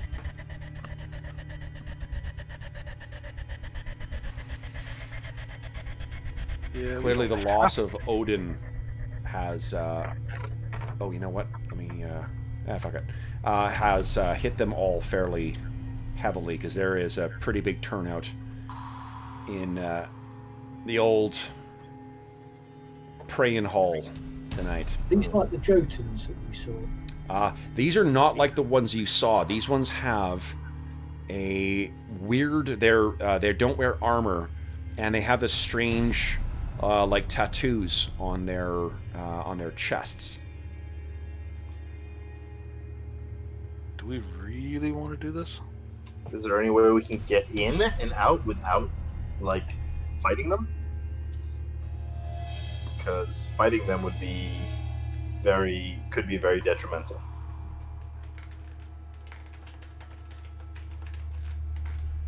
We could try. Someone has like a smoke ability, don't they? No, that's the magic item. There we go. Okay. Those are the other attendants. We could try to rush in and get that item, and then smoke the place and try to bail real quick, or something like that. So the goods, well, I don't think you know where the goods are necessarily right now, right? Because, although here, why don't we do this? Shortbear, you're up there.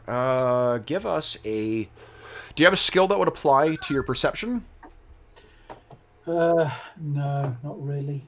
Insight's the closest, so that's as close as I get. I think because of the size you guys are, the gaps in this building as well, you probably can kind of poke your you can at least look through them. So if anyone else wants to give me, someone take the lead and take advantage on the roll, assuming other people are kind of helping you out with it. I would like to do that. Can I do detection? Yes. Okay. That's exactly what you want. Yeah. So I will use detection. I feel like I had something with that, but I don't see. Let's say if a talent requires. Okay, never mind. It's just a talent.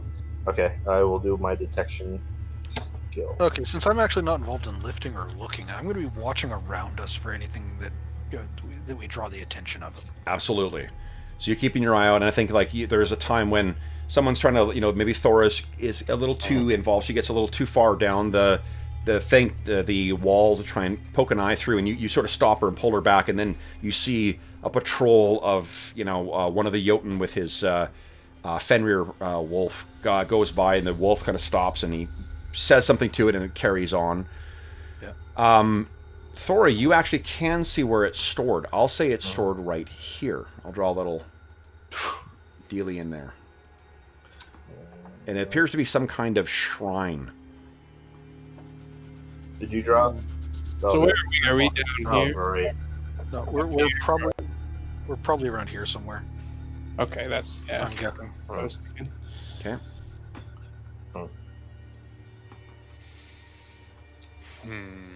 Yeah, there's no way to. Is this on the ground? Is this ground level or is this higher up? These are walls, so I'm giving you a chance to see the inside of the house, the longhouse as well. Right. And there's probably windows further up to kind of like let, or like slats or something that you scramble up to and look in. I mean, we can try to jump through the window here.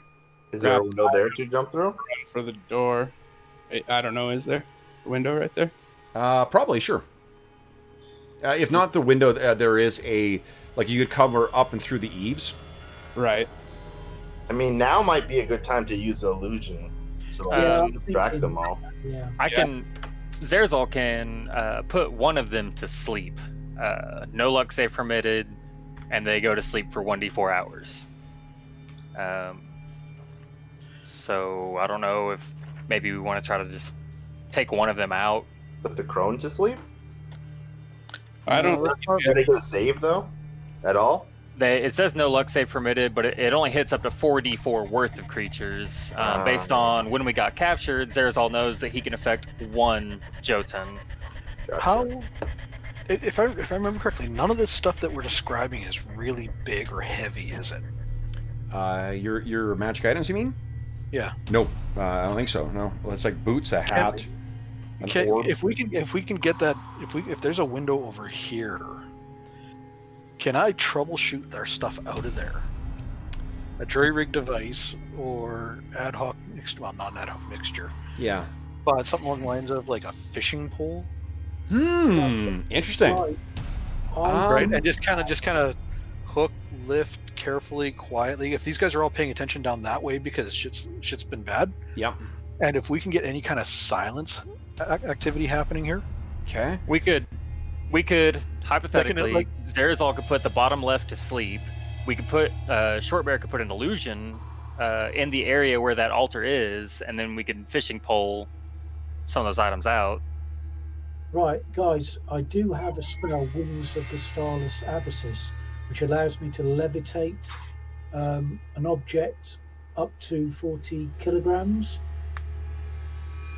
if the whole altar, just reach in, take it, just pull the stuff off the top of the board. I don't know how heavy it is. 40 kilograms isn't a lot. 40 kilograms is what? It's 2.25 pounds. Oh, yeah. 90 pounds. No, it's 90. Yeah, 90 Yeah. pounds. What do we think? The altar is I think probably it sounds like heavier a than good 90 idea. pounds. Your But items, if though, there's an definitely are al- not. And if there's an altar covering, which is common, Well, these things are actually, like, they're sitting out clear on top of this thing. They've been offered as... but if there's a covering underneath them, I meant Oh, I see what you mean. Like a... like a cloth, tablecloth. Give me a luck check. Let's see. Who wants to roll that, or is that me? I feel like that would be short there. Your idea, so yeah, let's see. Okay. It's not going to cost you any luck. I'm just... Failure. There is Can not. I re-roll? You can, yeah. If you Oh, want to spend reroll? up your reroll, sure. There we go. There is. There absolutely is. Yeah. Okay, so let's levitate that stuff out of there and just Can I do be that? gone. I think we need a distraction first. Yeah, that's what I was gonna say. Do we? Like, I think If so. they're all, if you're they're all paying levitating, attention. somebody will see it. Yeah, they're focusing on the crone. Like I said, what I can. Well, but she would probably notice, don't you think? Well, one, And then if you're all the saying altar, if she's put her good. to sleep. If you put her to sleep, Oh. they'll probably rush over to her. That's See true. I what's just going on. if No, you're able to, I don't- mean, we know her abilities. Okay, So that the sounds only like a thing is that like I don't know if I'll have enough to put the crone to sleep, but I do know for sure that I'll have enough to put one of the giants to that sleep. sounds like a backup plan. Yeah, I agree. Sorry, so who has the levitate Short bear. Short bear. and the illusion? Yeah. Do you need to concentrate on the illusion? Like, can you do both? I don't think he does need to concentrate. No, I don't. I think once I kick the illusion off, I would imagine with the levitate, I probably do. Would that be a? Like, can you do both? Just back to back? I Can we genuinely set that don't know. Illusion would be autonomous. Yeah, the illusion I think I could do, and you can leave that because you can actually give it instruction on. So it could be like a repetitive thing that goes on within the the cube that you create the illusion in. Mm-hmm. And the illusion is of a stat of things not changing. So Well, it could GM? Is that the illusion we were going for? Or? No, but it sounds like a good one. That's not a bad one. Hmm. Definitely. The illusion could be programmed to perform a series of acts or to react and change as the caster desires by spending an action round to round. I think that the illusion should not be the illusion of the same thing, because once you move the tablecloth, it's going to move outside of where the illusion is, and the tablecloth. It's a 20-foot cube. Good point. That's a good point. Well, it depends on which illusion. I've one which is just visual, which is a 10-foot cube, Right. and the other one which includes all the other senses is a 20-foot cube. I think But that's Could you- just Could you create a 10-foot illusion that's acts sort of like a partition, like it's like a flat illusion of the wall and the window and the altar, and then we're just moving behind it? so I could pretend that nothing was happening behind it, yeah, and just Another I don't- question is how far is it from the altar to the opening in the wall? Is it more than 20 feet? Well, these things are 12 feet tall, so that you got to figure the roof has got to be about 20 to 24, and it's a fairly large structure, so it's got to be about 30 feet up. So they might see it once you get it levitating more than 20 feet in the air, but yeah, but surely do the illusion then up, because they're not going to see it down at the bottom, are they? I don't think.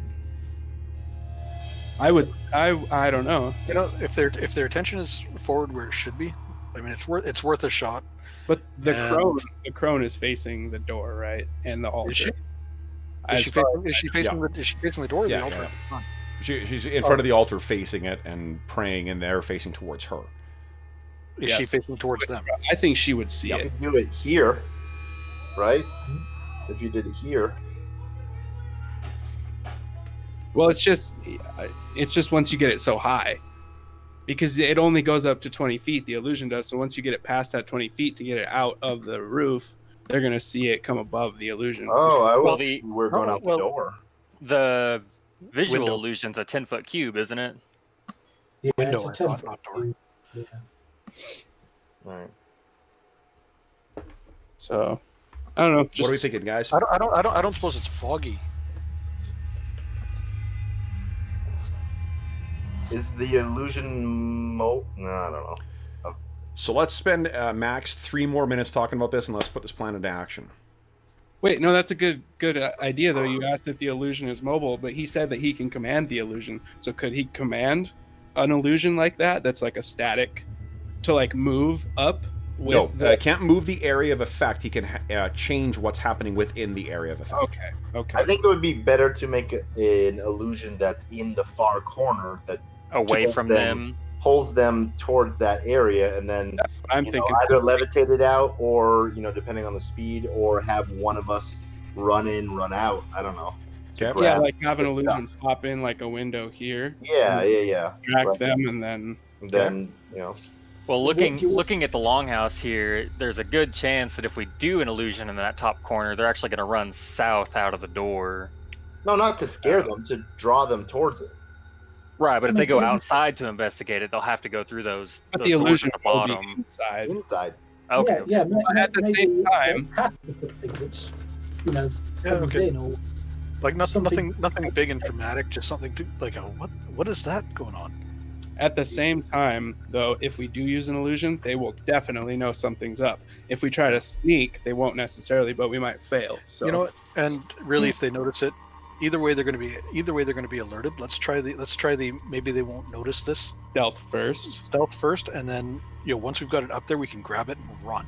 I think Once they go and look at an illusion in the corner, they're going to go, oh hey, something's up, and they're going to run. So we might as well just. I think the illusion to try to hide it gives us the chance of getting away with it altogether. and how fast can I levitate it? What's the speed at which it can come up? What does it say in the spell? It says. I'm sure we can levitate it 20 feet and around. 10 feet per round. 10 foot per round. Yeah, Okay. So it'll be sorry. 3 rounds That's worth of. Okay. So We you saying could 30 also- feet up is where the window is? Say again? 30 feet up is where the window is? Yes. All right. Okay. So 3. So is that the plan then? we think could we just- also position some henchmen up here that if things do go south, we could have them try to create a distraction, kind of like maybe Just run bang in on the- and try just to, bang- Or bang Yes. on the wall. or jump in and try to fight them. You know, yeah. I'm thinking bang on the wall, make noise. sure. Okay. So let's place the henchman up there. Boom. Zip. Put yourself where you guys want to be. I mean, maybe not all the henchmen, but at least like 2 or something. Maybe I don't know. I'm willing to send wave after wave of my own men at this. Yeah, me too. Some of you may die, You know but what I mean? that is a sacrifice I am willing to Yeah. make. Okay. That was good. And you guys have talked about okay, so here's what I'm going to say. Is there are 3 rounds here. I need Short Bear. Yep. 3 luck checks, please. So Question. first luck check. This is just whether or not she's looking in the right direction. So first round, please. Can I climb up while he's doing the luck check? Yeah. So, like, And- up at the top of the window? Give me a stealth I'll check, boost please. someone up. For Thora, a stealth check. Sure. Get some. Yeah. Hey, nice. Short Bear. Success. Hey! Great success. Okay, great success. So you are in an ideal position where you will have advantage on whatever your first attack is, Thora. While these people are chanting and whatnot, it's, you know, they're so focused on what's going on that they miss this sort of like awkwardly drifting blanket that seems to be draped with all these magic items. It drifts its way up to the top and then out through the window and down to you guys. You now each have your magic items back again. Nice. Hey. And we have our last way of escaping Erobreholde here. What is the last thing going to be? I don't suppose there's anything else on there.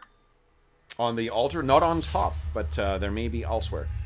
That's fine. I just thought I'd ask. Being an opportunist. Absolutely. Okay, time to ninja and GTFO Who's this left? place.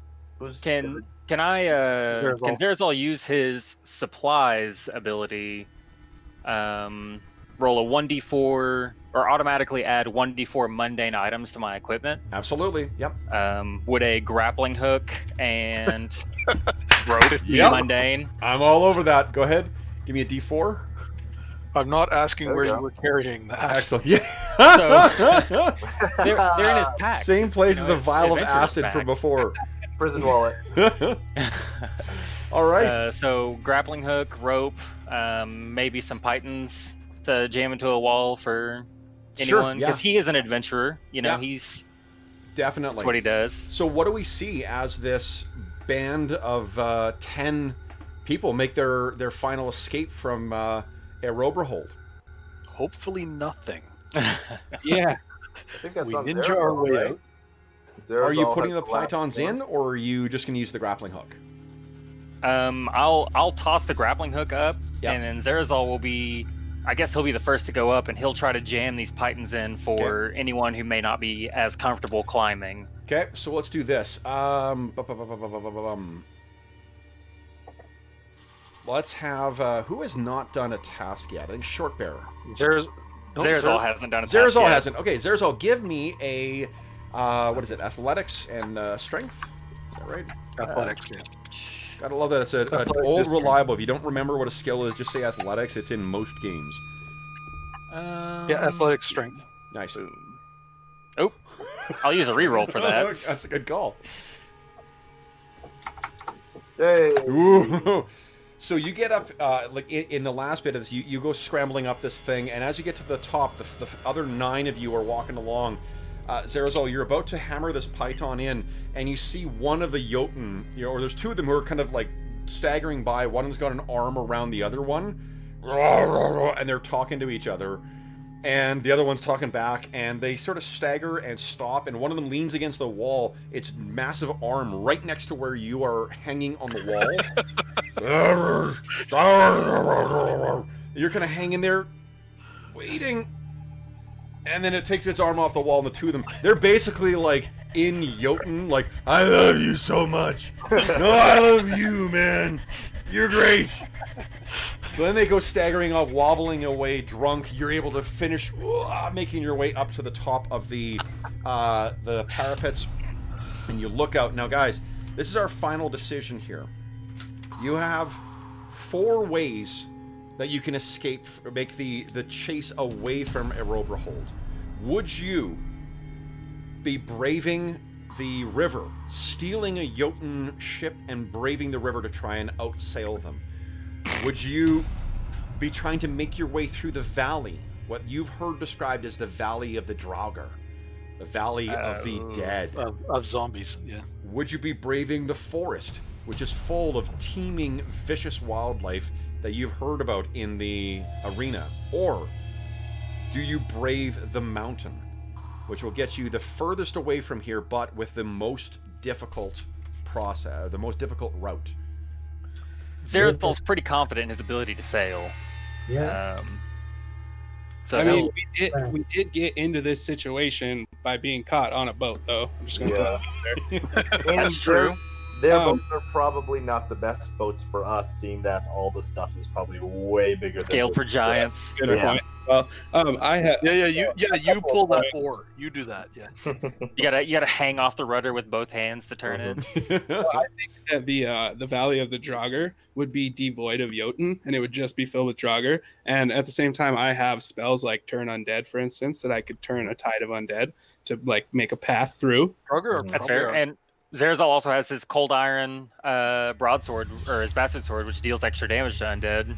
I mean, worst case scenario, we get overwhelmed by a bunch of Draugr, and we die. So, Worst case scenario, we get killed by giant undead. at least we don't get put back into that cage in the arena, right? That's true. Vote for the forest, but with the wild creatures. That sounds terrible. I'm just gonna say. But arguably could have food. Well, what Thor's going to actually do is turn into a giant bird and fly away. So good luck, guys. Later. Is it 1d10 minutes? Don't have to run them. See you later, suckers. Perhaps you could take that path then. Okay, let's do the valley then, the Draugr. Sure. You guys down for that? Yeah. All right. Let's do Well, it. the boats in the the mountains. Going to, we see going to elicit a quick prayer to my all God. of your all of our heroes very slowly make their way over the walls of Erobreholde, and we see you taking this dark and desolate trail down towards a broken and dried and dead series of pines. A path that, of course, feels like a wide roadway for you, but it's likely a what do you call hiking trail for the Jotun.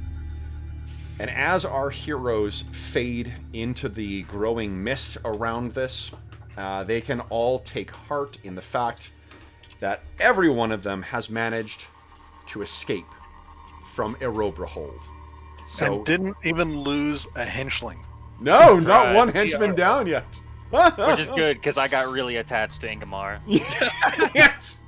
There's a great line in Community where what's his name's character says, what do you call it? We're all human. We all want to attach, feelings to anything, which is why I can tell you this pencil's name is Kevin, and you die a little when I do this.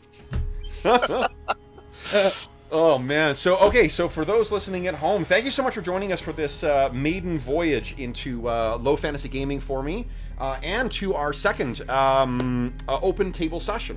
As always, if you have any comments, questions, or concerns regarding the session, we didn't get a chance to highlight as much of the rules as I was hoping, and I also see there's some things I did that I would do differently the second time running it, but I had a lot of fun running this. This was a very easy session to prep, very easy to improvise on the fly.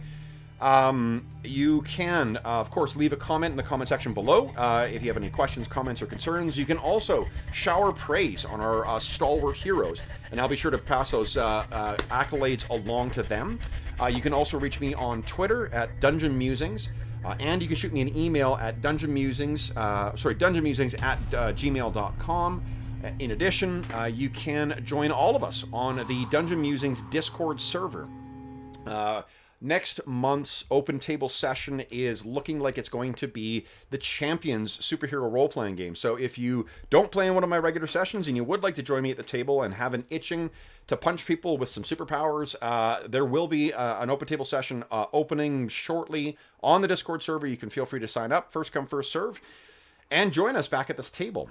In addition, there is a link in the description of the video to something called Heroes Save Villages. That is the charity fundraising campaign we run on the channel. We don't monetize the channel in any other way. We don't run ads. We don't run a Patreon. If you are inclined to toss some weregild in the direction of the channel, I would encourage you to click through and learn a little about the Heroes Save Villages charity or initiative, which benefits the SOS Children's Villages International charity.